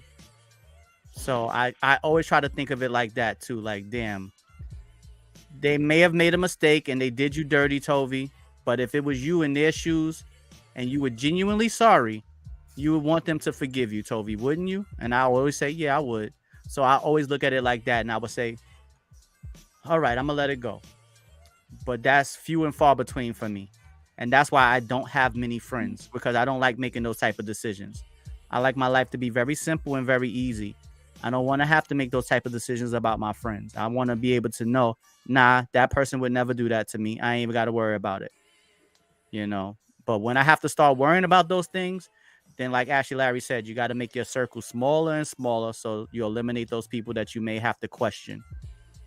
Yeah, dude, but speaking of what you're saying, I mean, it's cool. Yeah, always forgive if it's not, something just heinous that they did to you. You can forgive the person, but you just don't mess with that person. You don't interact with that person like you used to. Yeah, trust me, I've had instances like that too. I've had instances like that with friends. I've had instances like that with girlfriends or women in my life too, where it's just like, nah, you violated. I'm not rocking with you. We're not friends. Just I'm never speaking to you again. But it's a little bit different with relationships because I think there's a different level of emotions that you have emotions with your friends, but it's a different set and different type of emotions that you have with a lover. So I think those emotions can run a little bit. They can run really hot or really cold. Where I think friendship should be consistent. You shouldn't be hot and cold with your friend, but some relationships can be very hot and some can be very cold, and they kind of like flow like the river. They up and down. Mm-hmm. I think a true friendship should be consistent. Whether y'all speak every day, whether y'all around each other, there should be a level of consistency that's always between that level of respect, that level of when we do come around each other, we have a good time. And I know that this person has my best interest at heart. Now, if they did something dirty to me, but I could forgive them, I would try to bring that friendship back. I would. But if once I try to bring it back, if it doesn't fall back into place naturally, then I think that's my sign to just, it's time to let it go. But I get that it could. For me, it will never feel the same. If I'm already looking at you sideways, that caused the friendship to end, I can never look at you in the same way, even if we made amends, because it's just gonna be weird. If I have to question you, that's extra energy that I'm taking away from something else. All right, hold on a second. We're gonna bring Hev to the front of the stage. All right, Hev, I know you gotta go. You can't be. I know wifey calls. And I'm happy you back on the show, bro. But I ain't trying to break up a happy home. I gotta be out as well. All right. So we're gonna bring Hev to the front of the stage real quick. Let Hev say goodbye to the people. Then we're gonna bring Jersey to the front of the stage. And everybody's watching. Also, if y'all can, we might jump on Uno or the other game we played, the zombie game. Y'all don't really know about that one, but we might jump on PlayStation Network tonight. So if anybody want to play, just let me know. But we're gonna bring Hev to the front of the stage. Yo, Hev, it's good to have you back, my brother. Thank you for jumping on. We'll be back on Thursday. But Hev, we're gonna bring you to the front of the stage and say goodbye to the people. All right. Yo, what's up, you guys? I'm happy to be back. I'm happy to be talking with everybody. Jersey Devil, Ashy Larry, everybody commenting on the stream tonight. Thank you for watching. Thank you for interacting with us and talking to us. And I want to keep doing this. Like I missed this. I missed all you guys. I needed this in my life again, so I'm happy to be back. All right, my man. What a bed have. Let the salt flow. That's right. I have like I said, we ain't trying to break up a happy home. Go enjoy your evening, bro. And we'll see you on Thursday. We're gonna all get together and figure out what the topic is gonna be for Thursday. I want this to be a collaborative effort. I don't want it to just be Tovi coming up with all the concepts. All right. So what everybody want to talk about, nothing is off the table. We can talk about anything. All right. So thank you so much, Waterbed Hev. Enjoy the rest of your evening. Tell Raquel I said buenas noches. All right. Take care, you guys. Good night. Bye.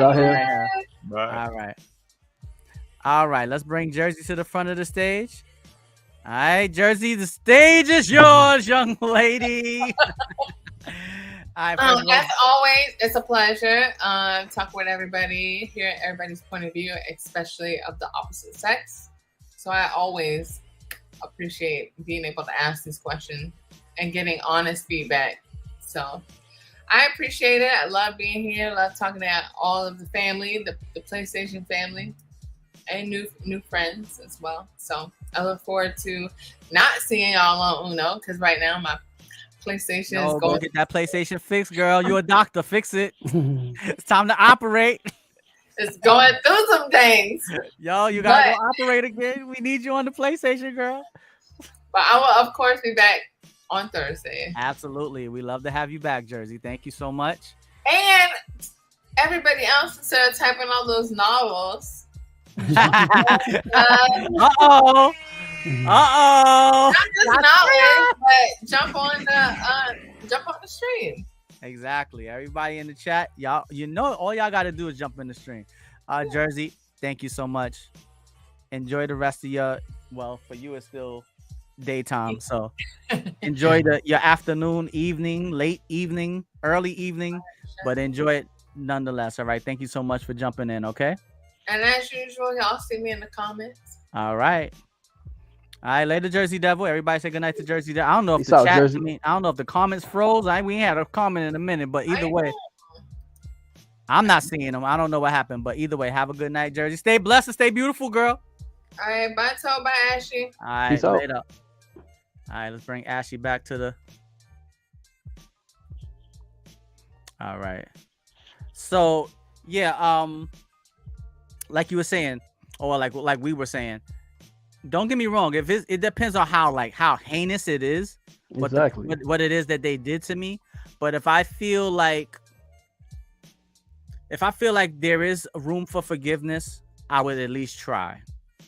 I would, because I just feel like we all make mistakes, and I don't think a person should be completely, unless it's something like it has to be heinous. But if it's not heinous, if it's just like it rubbed me the wrong way, I didn't like how you did, I think we all need at least one chance to, for forgiveness. I think everybody deserves at least one chance for forgiveness, because I think that if it were you, even if you feel like I deserve this person not to speak to me no more because of what I did, I think that deep down, all of us, if you really love that person, I think deep down, all of us would want that person to forgive us.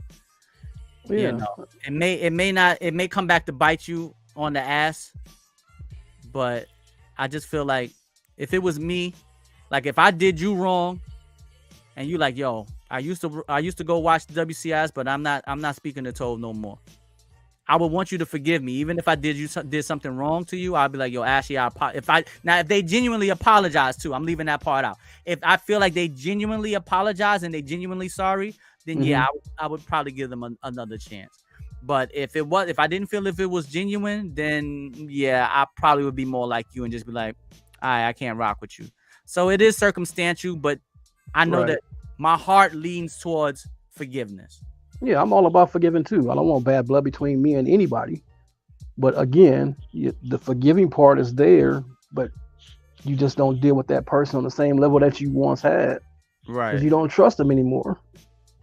Yeah, that's true. But I mean, you guys can live amongst each other peacefully. It can be cordial. But just not be friends no more. To an extent, right. Like, yeah, I know them, but nah. I mean, it's just, we can live amongst each other. We can have fun, but it just won't be the same. It won't be on that same level. Knowledge just hit me up on Instagram and said something's going on with the comments. He said, "Oh, okay, you aren't seeing the comments. I was trying to get on, but I thought you guys were ignoring me. Damn. Oh man, the comments are frozen, y'all. That's why we haven't been getting any comments. Uh-oh. Hold on, somebody knocking on the door. Now, who I'm about to bring to the stage right now, y'all don't know him, but I've known him. I have known him since he was a little boy. This is a good friend of mine. He grew up, well, actually, he's a good friend to my family because he's a friend of me. He's a friend of Eric. I've known him since he was a little boy. He is not a part of the WCIS community at all whatsoever. So y'all do not know him at all. but I worked with him when he was a little child. I knew his mother. His mother called the cops on me and my friends one night and almost got us killed on the roof because we was up there looking at the lunar eclipse. But I'm bringing my man to the stage. I told you, everybody's welcome to come on into the show. This is my man Micheal right here. What's going on, Mike? Bring him to the stage. How's everybody doing? Is my audio decent? Yes, you sounding good, bro. What's going on, Mike? All right, excellent. I'm doing well. I hear you guys talking about grown people types of issues and in a very mature way. I love it, and I just wanted to be involved if possible and show support where I can. Bro, let me tell you this. It's not if possible. You here, bro, and you don't know how good it makes me feel, my brother. I've known this gentleman right here. Honestly, y'all, let me tell y'all. This gentleman right here knows me from when I was young. He knows my aunt. He knew Jamie. All the people that you hear me speak of in such reverence and in such love. He was maybe 5-6 years old at that point. To see him now as an adult, to see him as a father, to see him as a husband, to see him successful, to see him avoiding and being able to get away from all the traps that could have got the best of all of us. It makes me feel so good to see that you jumped on the show, bro. And it makes me feel like, all right, I'm doing something right, because I know you're a very busy man, and for you to come up on here, that means it must have been sizzling in your spirit, brother. All right. I appreciate it. This is my man Mike. Mike, Hello, this is everybody. Ashy Larry. What up, Mike? How you feeling? All right, man. All right, so What if I don't want to take over nothing, but I wanted to ask Ashley Larry what sent him down to Texas. Because my parents are originally from Texas, so after I graduated from in California, I didn't want to stay with my brother or my sister, so I just moved back here with them. Okay. Hey, makes sense. all right, so Mike, I want you to jump in onto the conversation, my brother. Most Tell me, definitely. what Y'all do you talking about relationships, and I've been married for 12 years. So what's up? All right. Well, we talking about friendship and relationships and friendships all one and the same. Don't get me wrong. But my question to you is, what makes we talking about friends? So Friends. what's the common What's the common denominator that you have found in all of your friends, and what makes a great friend in your point of view? What makes a person a great friend? For me, it's the attribute of forgiveness, because I have led a very rocky life, and I'm often disappointing to a magnitude that makes people's heads spin. So I need people who are willing to forgive, because I usually am in need of forgiveness. Okay. So when you go about choosing a friend, what are the qualities that you look for in them, in contrary to anything that you and your personal and your interaction with them may have to cause them to forgive you? Let's take that off the table. Just as a person, what are the things that you look for in a friend that has nothing to do with any bearing of what you do to them?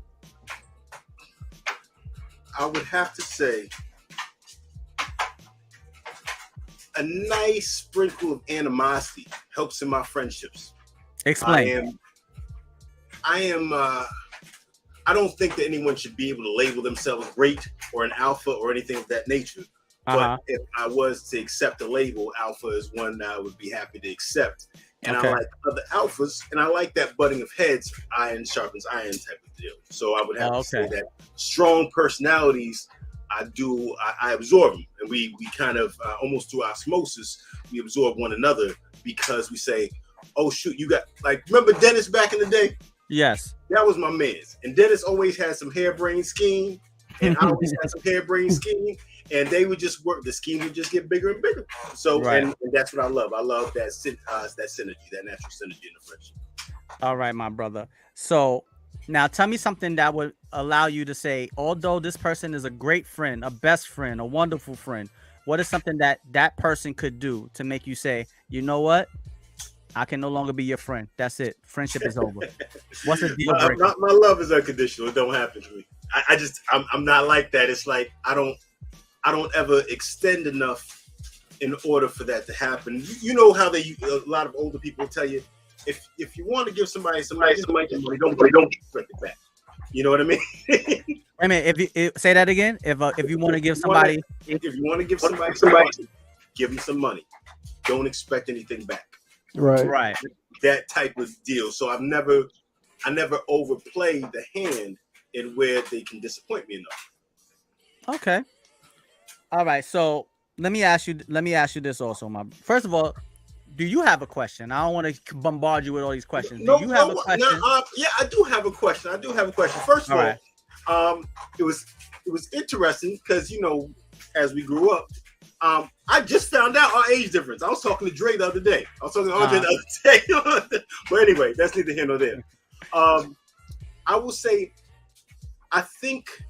do you think that you are more, and this is for both of you, do you think that you are more an introvert now than when you were growing up, and that life experiences have shaped you? And pardon me if I'm late on the call and I missed that portion of the episode. Nah, it's a live show, bro. There's no such thing as being late. Okay. We'll start all the way over for you, my brother. It's your show now. I'll let Ashy Larry answer it first. Yeah, I mean, most definitely, because when I was younger, I was with my partners, my homeboys, dudes I trust. So we was always out and about. Now that we got 1,400 miles between us, like I said, I really don't hang with people like that out here in Texas, other than family when we're around. But yeah, like I'm just an introvert now in my adult life with my family here, and it's just about us now. So I'm not in the streets. I'm not out in the streets. I'm not out there doing wild stuff, So yeah, I consider myself an introvert right now. I go to work, I come home, I go to work, shit, shave, bathe, go back to work.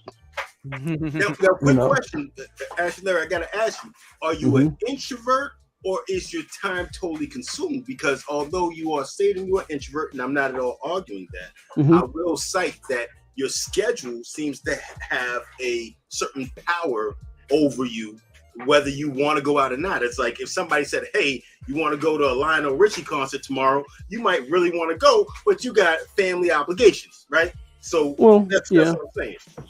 I mean, and I'll take time to, plan that. It's just, I'm not spontaneous when it comes to stuff like that. It's got to be planned out. Work dominates the majority of my time. But if I take a vacation, guess what? I'm right here at the house, just chilling, not doing anything. Staycation, exactly. Unless I got something important to do, or, if the family's out about doing things, family reunions or whatever it is. Yeah, I'm out there like that. But, for the most part, I'm just here to myself. All right. To answer your question, Mike. Well, since you've known me majority of your life and a lot of my life, and you know me at a young age, so I don't know if I came across as an introverted person to you and Eric and all my friends. In retrospect, yes. It's one of those really weird things, but I mean to cut you off. But yeah, right. In retrospect, yes. Right. So okay, I'm happy that now I understand that you did see that part of me. I would say that. All right, hold on. We got Badgurl Sniper knocking on the door. Hold on, we're gonna bring Badgurl in. All right, Badgurl, we're gonna bring you into the stream right about now. What up, Badgurl? Hey, you got room for one more? Yes, we always got room. That's right, we always got room. All right. So give me 1 second. Let me finish answering Mike's question. So, as a teenager, it may not have come across that I was very introverted because I was always around Eric and he had his friends and I was around y'all. And then I had my friends that I was around. So I didn't feel like I had to be introverted because I was always around people that I liked, I was comfortable with, that I loved, and that I wanted to make sure that everyone was having a good time. And it seemed like my house was the gathering spot. So it was my responsibility to make sure everybody was having a good time. So in that moment and in that essence, there's no time for me to be introverted and quiet. It's time for me to be the loud one. It's time for me to be the one. All right, we're going to play wrestling and we're going to do this and we're going to do that. It was my time to be the host. It was my time to be the person the gatherer, the person who held everyone together, because I didn't know if you took me out of the equation, I don't know how tightly everyone would remain. And I wanted everybody to stay tight. I wanted everybody to remain in unity. So even though I felt a little introverted at times, my sense of making sure that everybody stays unified superseded my introvertedness. Okay. So I would always fight it because I didn't have to fight it very hard because I was around people that I liked or loved. And I was around younger people. And I've always had a tendency to lean towards wanting to help people that are younger than me, you know? So I have become more introverted as I've gotten older. But the only reason why I've become more introverted as I've gotten older is because throughout my time of growing up, I realized at that time in my teenage years, I was still somewhat innocent. And I looked at life in an innocent lens. Now I see that people are not as innocent as I am. And people will manipulate and do, you know. So it's like, all right, I can't give that energy to everyone. So I'm going to keep it to myself because that's who I naturally am. And I'm going to give it to the people that still deserve it and the people that I really love and care about. Where before I would try to just kind of like give it to a little bit of everybody. And maybe that was because I was young and I was young enough to do it. But as I've gotten older, I don't want to say that I've become more introverted. It's just that I'm less giving of that energy because I know everyone's not deserving of it. When I was younger, there's a limit to the energy, right? Yes. When I was young, that energy, I felt like it was insatiable. I could feed it. I could do it. But as I've gotten older, I realized you need someone to pour back into you. Yeah. And if you don't have someone to pour back into you and you keep giving to everyone, then eventually you will become depleted. And it's hard to live a happy life when you feel like if you feel unappreciated or underappreciated or depleted. So I wouldn't quite say I'm more introverted. I'm just wiser with my choices of who I give that energy to because everyone's not worth it. I wish everyone was, but everyone's not worth it. And I'm only one person. So I can only give but so much. All right. So, Michael, let me ask you this. Number one, what are some of your fondest memories growing up with, you know, I mean, I know some of your friends. I mean, I know most of your friends when you was little. So tell me some of your fondest memories growing up with, you know, with your group of friends, AJ, Mike, Light Mike, Dennis, E. Right. What were some of your best memories? And then I want to ask you this candidly and honestly, even though because you brought it up, you said there is an age gap between me and you, you know, I'm not quite sure how much older I am than you. Or I don't. When you were talking earlier. Right. It's okay. 7. Yeah. 7. Okay. So, I also want to know, maybe not so much now, but back then, did you look at me as a friend? You know what? We looked at y'all as the other group, and Eric was it's funny because Waterbed Head was saying the same thing, right? Eric was kind of like the bridge, right? Because when my mom and I got out of the shelter, the first person I seen on the stoop was Eric, right? Before I even met anybody in the building, anything like that, first person I seen on the stoop was Eric. Right. So, it was one of those things where y'all, how do I put this? Y'all existed just so we would have the knowledge of where we was going, if that makes sense. Okay. Right? Like you guys had already kind of broken a lot of the barriers and we didn't have to try as hard. I want to say as a young man, I think one of the best feelings that come along usually have to do with the opposite gender, right? Right. But outside of that, I will say that trips to one of the best, Peach, because you've left out Peach. Can't leave out Peach because Peach makes everything funny. Peach has been on the show. Peach has been in the comments on the show too. Oh, for real? Yeah, okay. Yeah. He watches the show. He might even see this. Oh God! So I remember the first time I brought Peach and Eric to a Columbia party because I used to get. I don't know if you remember. I got a tattoo early for most people because let me see. 83, 93. I got my first tattoo in like 97, which is early for some people. It wasn't as popular. You know what I mean? And I will say this much. I got a fake ID because I had the tattoo and I knew the college scene pretty well. And I took Eric and Peach to a party at Columbia College over, and these dudes was like, Mike, are we really getting in here? What's going on? Like, and I told him, listen, there's nothing. White people's cool, black people's cool, but when you have a bunch of white college kids at an Ivy League college and they see a black person, they just assume that we older than them. You know what I mean? Right. And we was like 15. Okay. I won't get too detailed, but I didn't end up going home with Eric and Peach. But we had a great time. They had a great time, and I had a nice special night. Okay. Yeah, but that was one of the best. That was one just because it was one of the few times I got to show them a completely different world. You know what I mean? Because I don't know if you noticed, but I was out of our hood a lot. Right. And absolutely. Yeah, I was always out in Linden, East New York. I was out in Queens, Left Rack, which is Iraq, Left Rack City. Yeah, you were a Renaissance man. Yeah, I was even in Staten Island and Jersey sometimes, which was disgusting. But no disrespect to anybody from Jersey and Staten Island. But I'll tell you, it was great. I remember, I think and this is taking it back, but I want to say one of my fondest memories that made Miss B the mother of our group, which is crazy to me because we was like this. She was like the physical umbrella, and I remember not being able, like my mom got me locked out of something, and Miss B would take me in, but at the same time, you and Mike would be playing the game, and just like it was like this conglomerate, you know what I mean, of individuals, different age groups and everything. Because he and I was a lot younger than y'all, you know what I mean. And Mike is older than me.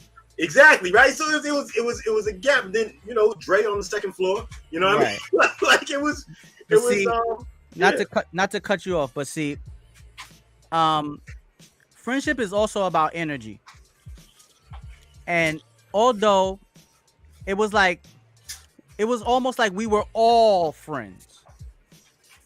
From the oldest to the youngest, we were all friends because we all lived in the same neighborhood, but we all had the same type of energy about us. None of us was violent.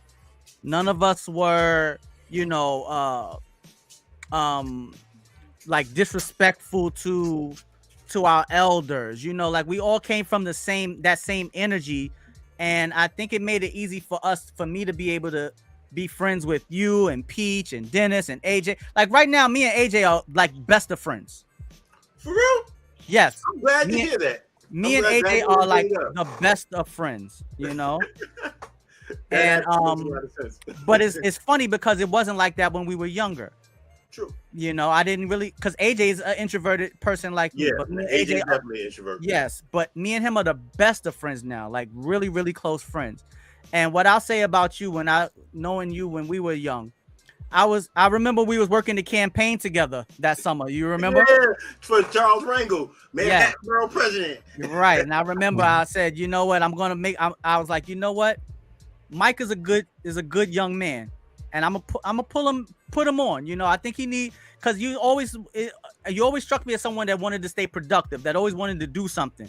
You were very energetic, very opinionated. It's been plenty of times we was in that car. I'm like, Mike, if you don't shut the fuck up, you're getting on my nerves, bro. If you don't shut up and just do what I'm asking you to do. But no. But as an adult, as I got older, in that moment, I'm like, yo, Mike is getting on my nerves. But as I got older and I'm looking at it now, like you said, in retrospect, it showed me that, one, you were very intelligent to ask questions.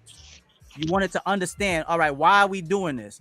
Tovi, we could do this a better way. Mike, look, let's just do it this way. Trust me, I got you, bro. And there was some times where I was like, you know what, Mike, you're right. And then there was sometimes you're like, all right, Tovi, I'm just going to listen to you. We're going to get it done. But I feel like in those moments, that's when I got to know you better. And that's when it kind of transcended from me to where I was like, you know what, Mike is really cool. Like even though you got on my nerves, I was like, I look forward to being around Mike because he's young and he's opinionated. He's very smart. And I always admired how smart you were.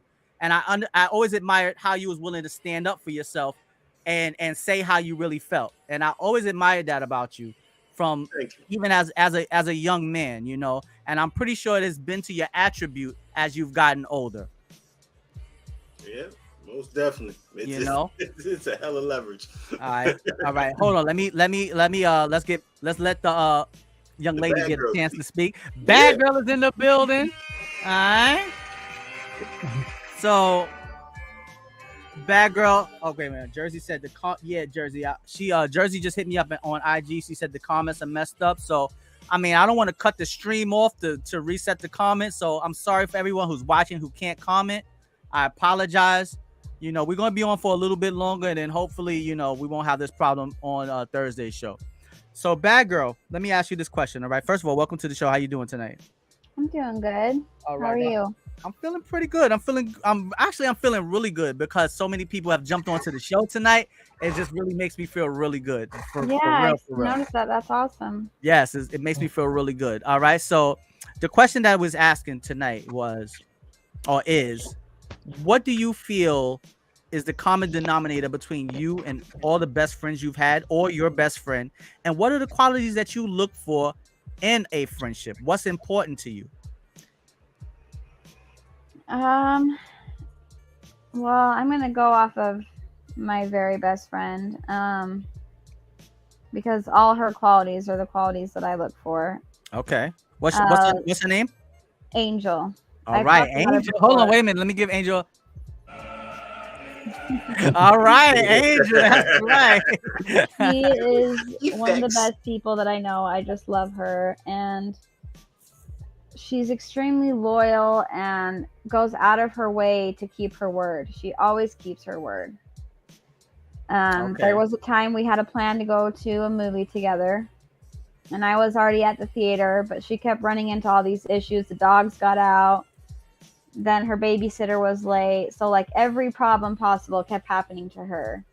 And I would have totally understood if she'd been like, look, I'm sorry, I can't make it. But she still got the dogs back in the house, found the babysitter, all this stuff, and she still showed up. Even though she was late, she still went through all that just so she could be here because she told me she would. Right. So, and, a person keeping their word and being loyal to their word. Yep. Okay. So so that's a quality that you look for that's a quality that you found in your best friend. That's the denominator.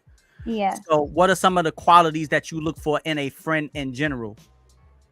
Besides just her, like just a friend in general, what are the qualities that you look for outside of her? Somebody who's honest, fun, but not somebody who's like really gossipy. So I'm not really into the drama and gossip, and a lot of females are really into drama. Right. So most of the time, like most of my friends, aside from Angel, have been guys.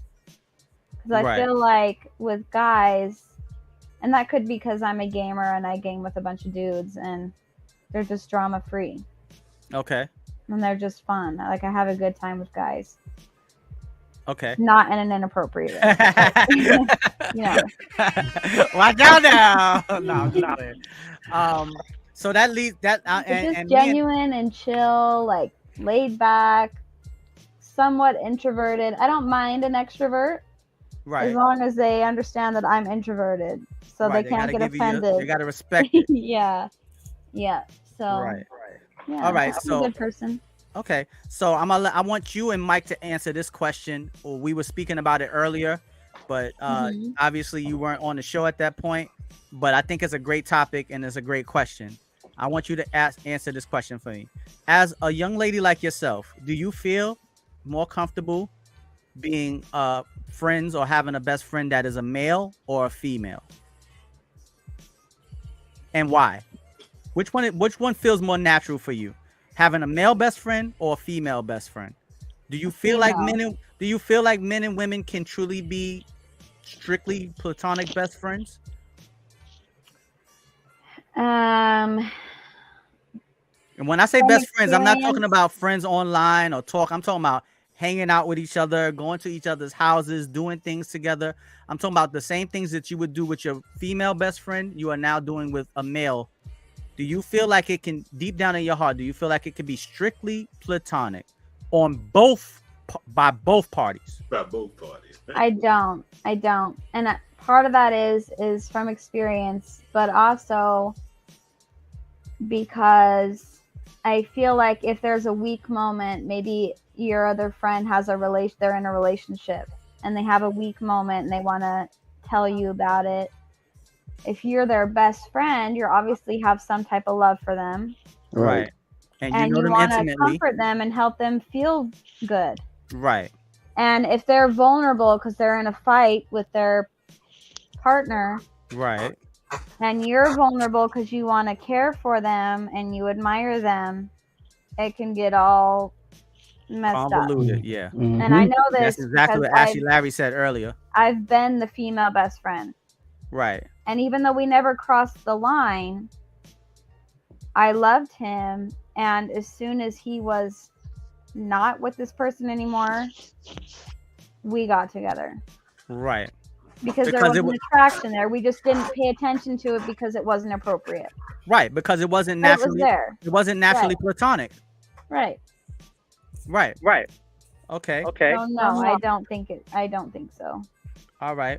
Mike, what about you, my brother? Do you feel like a man and a woman can have a completely strictly platonic relationship from both parties? And have you ever had a female friend, best friend, great friend, strictly platonic? This is going to sound very shallow, but this is very honest. It's very possible one party has to have low self-esteem and the other party has to find them not attractive. That's wait, what? No, I can see that. Lucy, you got some explaining to do. Like that's hey, elaborate on that, my brother. Let me. I want to hear what you got to say. Wait, I'm gonna be the ugly person just for sake of argument, right? All just right. Make it a smooth example, right? So okay, I'm ugly, and I got a young lady who I'm friends with, who is, she's beautiful, and I have really low self-esteem, and she just needs somebody to hang out with. Now, obviously, we can flip the genders, whatever. Okay, but all right. I'm with you. The point I'm making is, in that kind of case where any type of romance seems completely out of reach for at least one party, right? Mm-hmm. Then it's easy to have that friendship. Sexual tension is not just a cliche, it's a real thing, right? So there has to be a lack of sexual tension in order for them to be a real platonic friendship. My brother. And unfortunately, it can be very difficult for that to be something that's going to happen if both people are just an average. I mean, if you're a 5 and I'm a 5, or maybe you're a 5 and I'm a 4, or if you're 7 and 5, you know what I mean? Like, right. Everything's within reach. I got it. Makes sense? Yeah. Right. So, I didn't get it when you first said it, but I got it now. The sexual tension has to be damn near non-existent. You got it. Right. It has to be damn near non-existent for it to even have a chance to work. You got it. 100%. All right. I got it. So have you ever had a female best friend? Yes, and we made love. That's about right. Ladies! Because that's what it's going to boil down to. It is, because you care about them, and so exactly. You love them. That was the quote of the night. Yes, and we made love. I am the opposite, bro. I've never been friends with I've been friends with a female, but it was always after we made love. You know what? But that works. That works. No. That can work. Afterwards works. Yeah. Backwards, it can work. Perfectly. Yes, it can. Perfectly. Because you've already extinguished the sexual tension. Because you've already experienced and now we're back at what we needed, right? Right. Now we can get to know each other. We already experienced that curiosity that usually is tapping a man on the shoulder, and from time to time it taps a woman on the shoulder too, of experiencing this woman, or a woman experiencing that man that is your friend. But once you extinguish that desire, then it's like, okay, I can get up out of that desire, that temptation, and that curiosity, and we can just be friends. But there's always once you have experienced it, now it's always a possibility of you wanting to go back and do it again. Exactly. And with that lingering, then I don't look at that as a true friendship, because sex is still could be, it may not be in the air, but it's just a little hint. It's a faint hint of sex still in the air because y'all once did it, you know? So I'm not saying that men and women can't be friends. I know it's possible, but I want to say that it's a lot more. I think a lot of women don't realize that most men are saying that they are your friend, but they're waiting for an opportunity. Yeah, they're waiting. They're waiting. It's like it's getting so the true, because he shopping, straight up admitted it. He straight up admitted it that that's why he flew me to California. Because he was thinking about that. Badgurl got flued out, y'all. Got flued out. Me out there. You ain't coming to pick me up in no. You gotta first class, baby. Yeah, he flew me out there, and things went down, and right. The rest is history. Absolutely. But we couldn't be friends now. Like afterwards, like we can wish each other the best, whatever, blah blah blah. But if he lived in the same town as me, I can guarantee that if he got singled up and I was single, yeah, we would totally get down just because we had a good time. So yeah, he would definitely send you. He would definitely check your temperature to see if it's 100%. still a possibility. And I'd be weak. So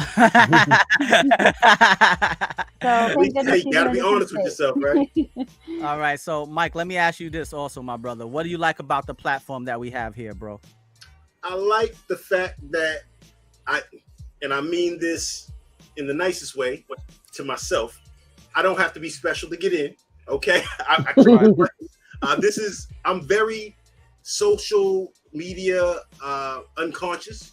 I have an old world profession, and therefore I stay kind of old world into myself. And I've obviously told you are the main reason I'm here, because I said, oh, my man's gotta, just like you remember Quentin, right? Yes. All right, Quentin is he's in the comment section right now. It's just frozen. Really? Right? Quentin has been here.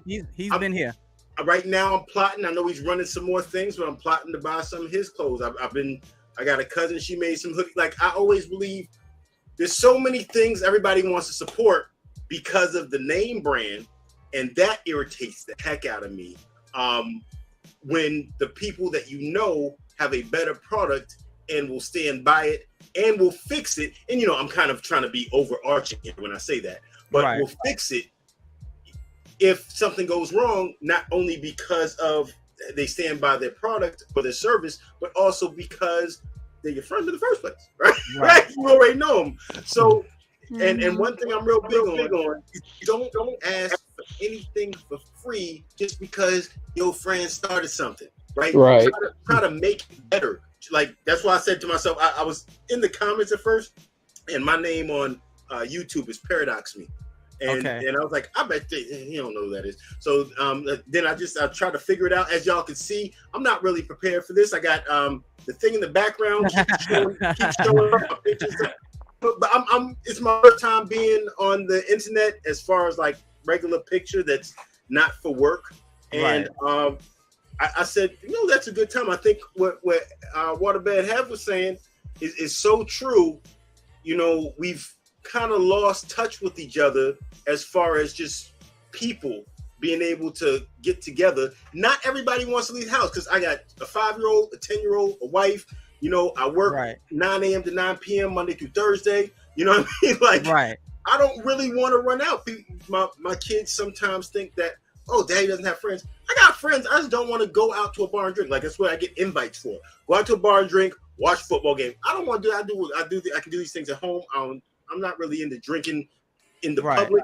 I smoke a little CBD product to cool my nerves and stuff, and I'm totally open about it, and I'm happy with it. But I don't want to go do it with you. We don't need to do it together. You know what I mean? Like, what is this kind of weird group activity?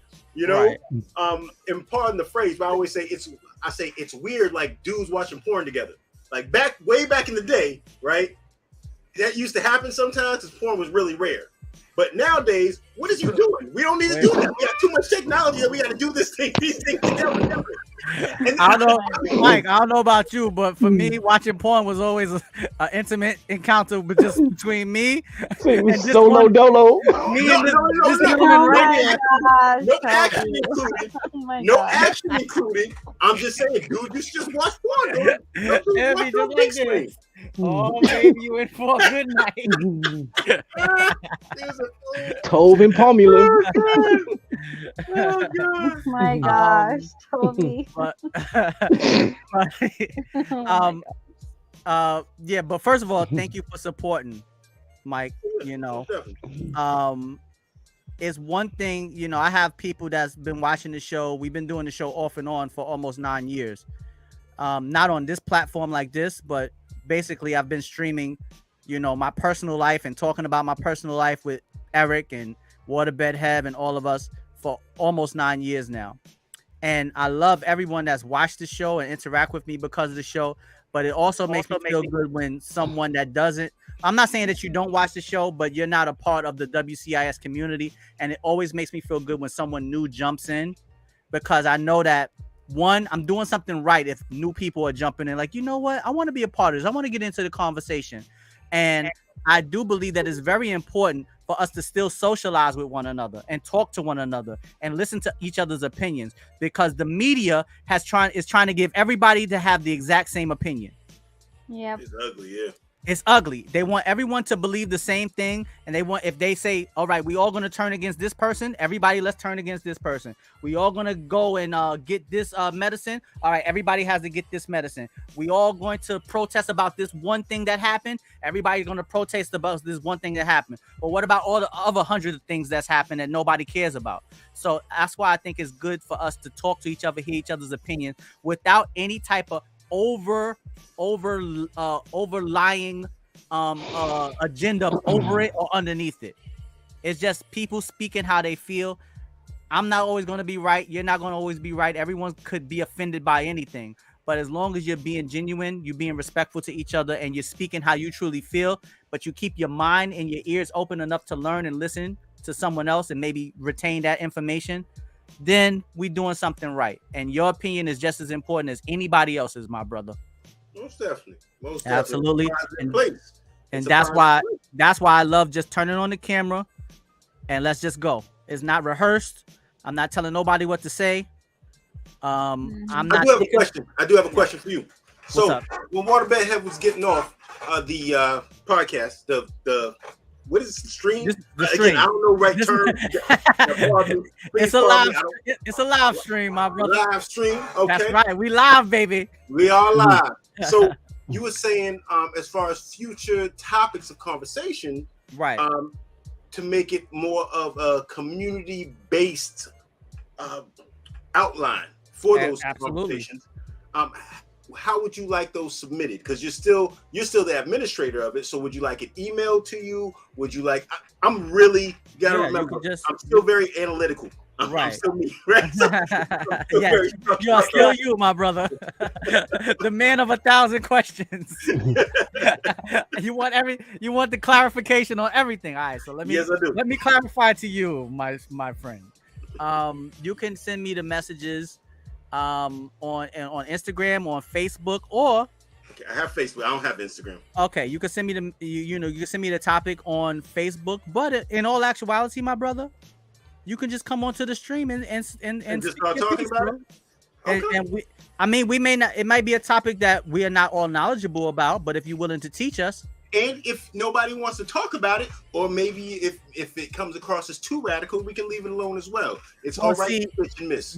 Right. Well, if it comes across as too radical, or if it comes across as a topic that no one wants to talk about, well, then that's when I come into play.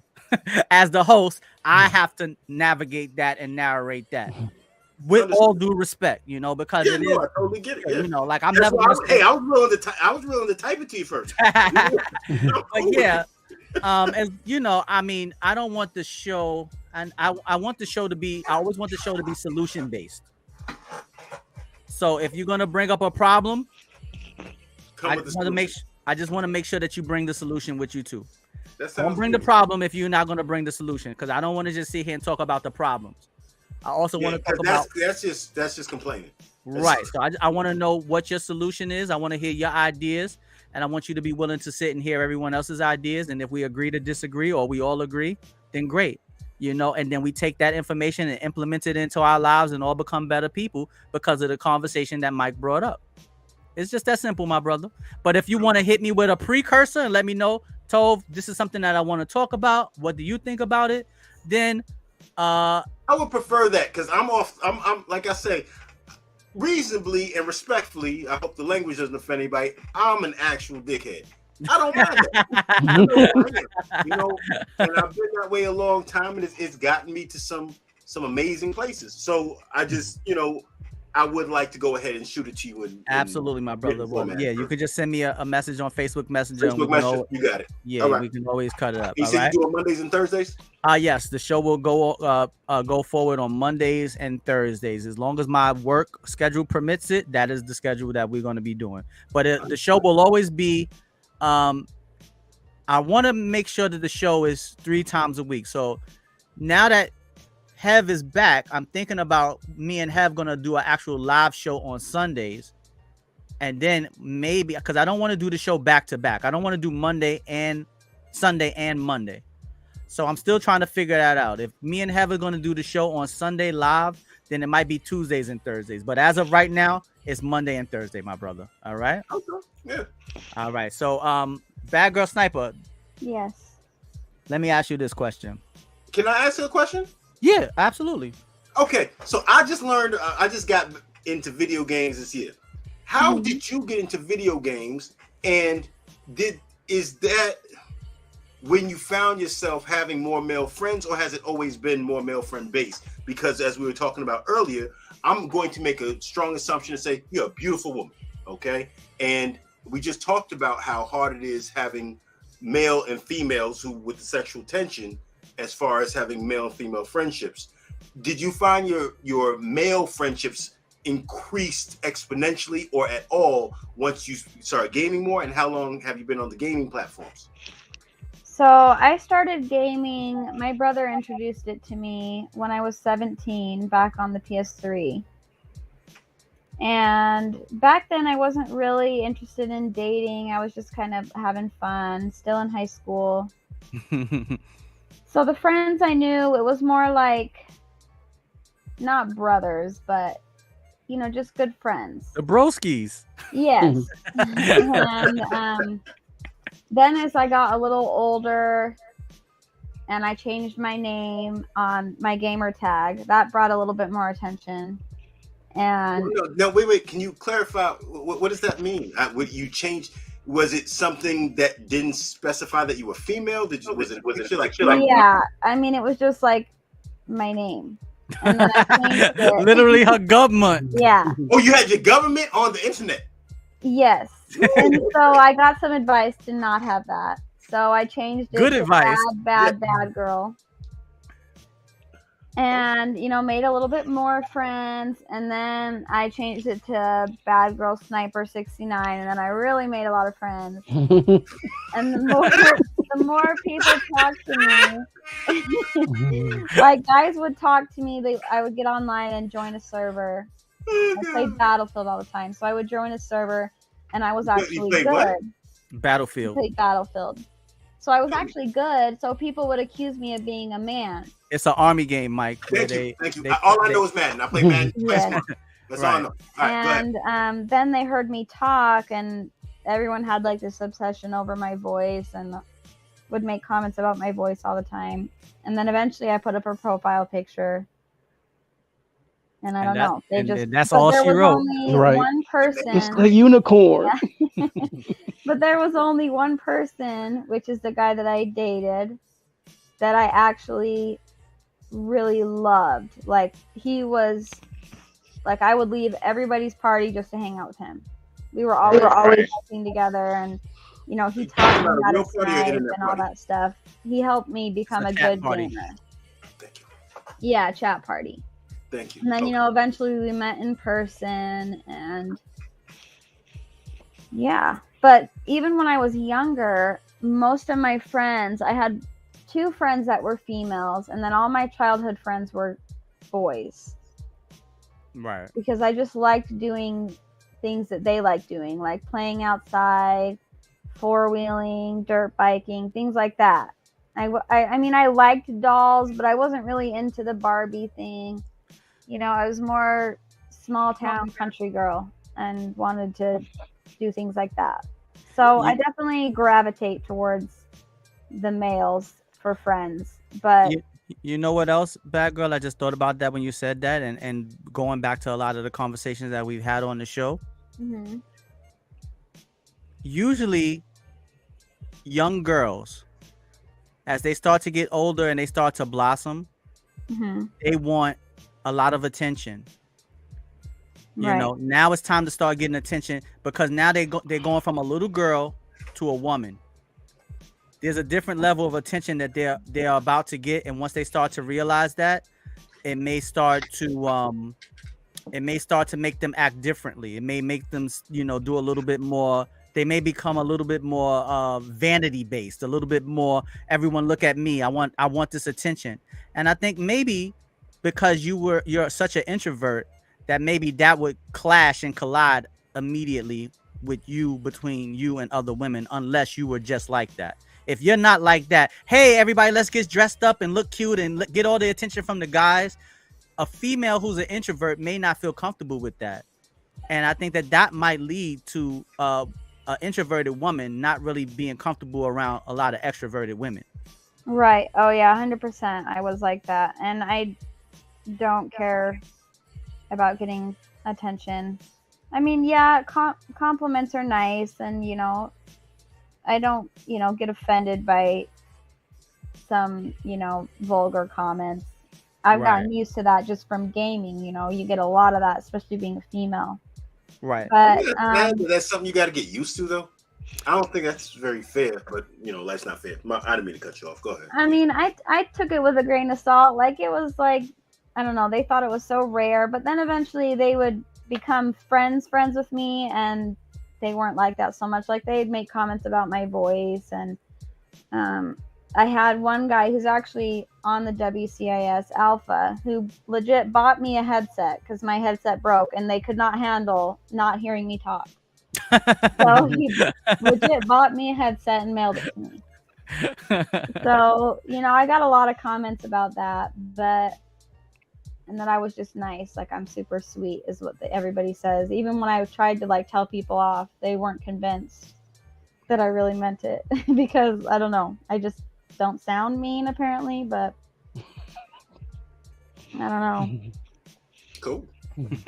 All right, so let me ask Badgurl and Mike this last question before I get up out of here. I wish I could stay on longer, but so just like I asked Ashy Larry, I asked Waterbed Hev, I also asked Jersey Devil. Tell me something that would be a complete deal breaker, where you would say, you know what, we're best friends and I love you, but because of what you did, the friendship is over and there's no coming back. What would be the deal breaker? What would make you say, that's it, we can't be friends no more ever again? Mike, what could make you let Badgurl answer it? All right, ladies first. Like, if they like stab me in the back, or like we're being two-faced, just lying to me, talking about me behind my back. I don't know, just someone who's fake. I feel like that's the only way to really burn a bridge with me, is to, you know, be fake and lie. Or someone who's like way into the drama. Okay. That all they can do is talk about other people and drama. Right. You don't want no parts of like that negative energy. I don't want none of that negative energy. All right. Mike, what about you, my brother? Something that will keep you. I never overextend myself enough to ever have to cut anybody off. Okay. So, yeah, it doesn't happen for me. So have you ever lost a friend? I lost a bunch of friends because I did something stupid and people were looking for me. Right, so all the friends you've lost is because of you? Yeah.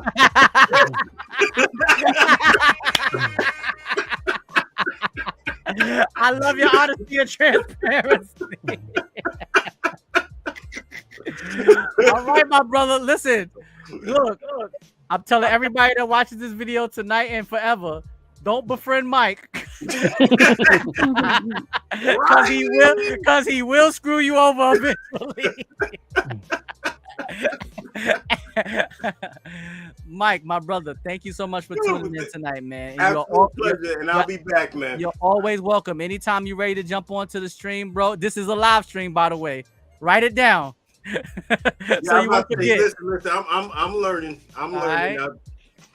But no, thank you for helping me acclimate to the year 2023 because I was definitely living in 95. Exactly. Welcome to the year welcome to the year 2000, my brother.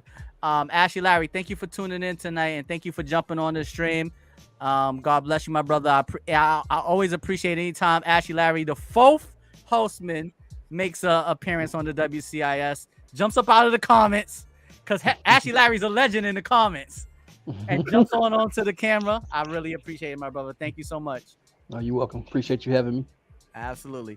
Badgurl, I'm sorry. I wish we could have spent a little bit more time, but we about to hit the 2.5 hour mark.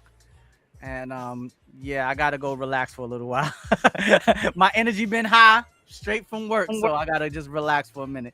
But Badgurl, thank you. We'll probably going to go jump on Uno. So if you want to come and play Uno, I was hoping you were going to say that. Absolutely, because we didn't get a chance to play yesterday. So if you want to come through, hopefully you come through, and we'll go play some Uno. I'm already online waiting. All right. Man, y'all need to get on that zombie thing. I want to see what that game is all about. Yeah, bro. When we stream it, when we play again, we're gonna stream it just so you can see it. All right, Ashley, Larry. That's cool. All right, Mike, do me a favor, bro. Make sure you subscribe to the channel if you're not subscribed. Already did. All right, make sure you hit that notification bell and that thumbs up, bro. You got it. Y'all be easy, my brother. God bless you, and hopefully we'll see you back on Thursday. All right. Yeah, all right, everybody that's tuning in, it's your boy, Little Fat Mushy Toe. Oh wait a minute, Mike. You gotta get baptized by fire, bro. You gotta hit us with the unity. All right, so I'm gonna give you the rundown. I'm gonna say, welcome to the community that's all about unity. You gotta go unity. All right, yeah. All right. So let me do my outro, and then you gotta hit them with the unity. All right. All right, everybody. It's your boy, Little Fat Mushy Toe, representing the WCIS. We can't inspire someone. OPP only promote positivity. Shout out to Waterbed Health. Shout out to Uncle DV. And shout out to the community that's all about. All right, Mike. All right. Thank y'all so much. Stay blessed, stay beautiful, but most importantly, stay positive. And we'll see you on Thursday at 8:30. Later, y'all. Peace out, y'all. All right. Peace out, everybody.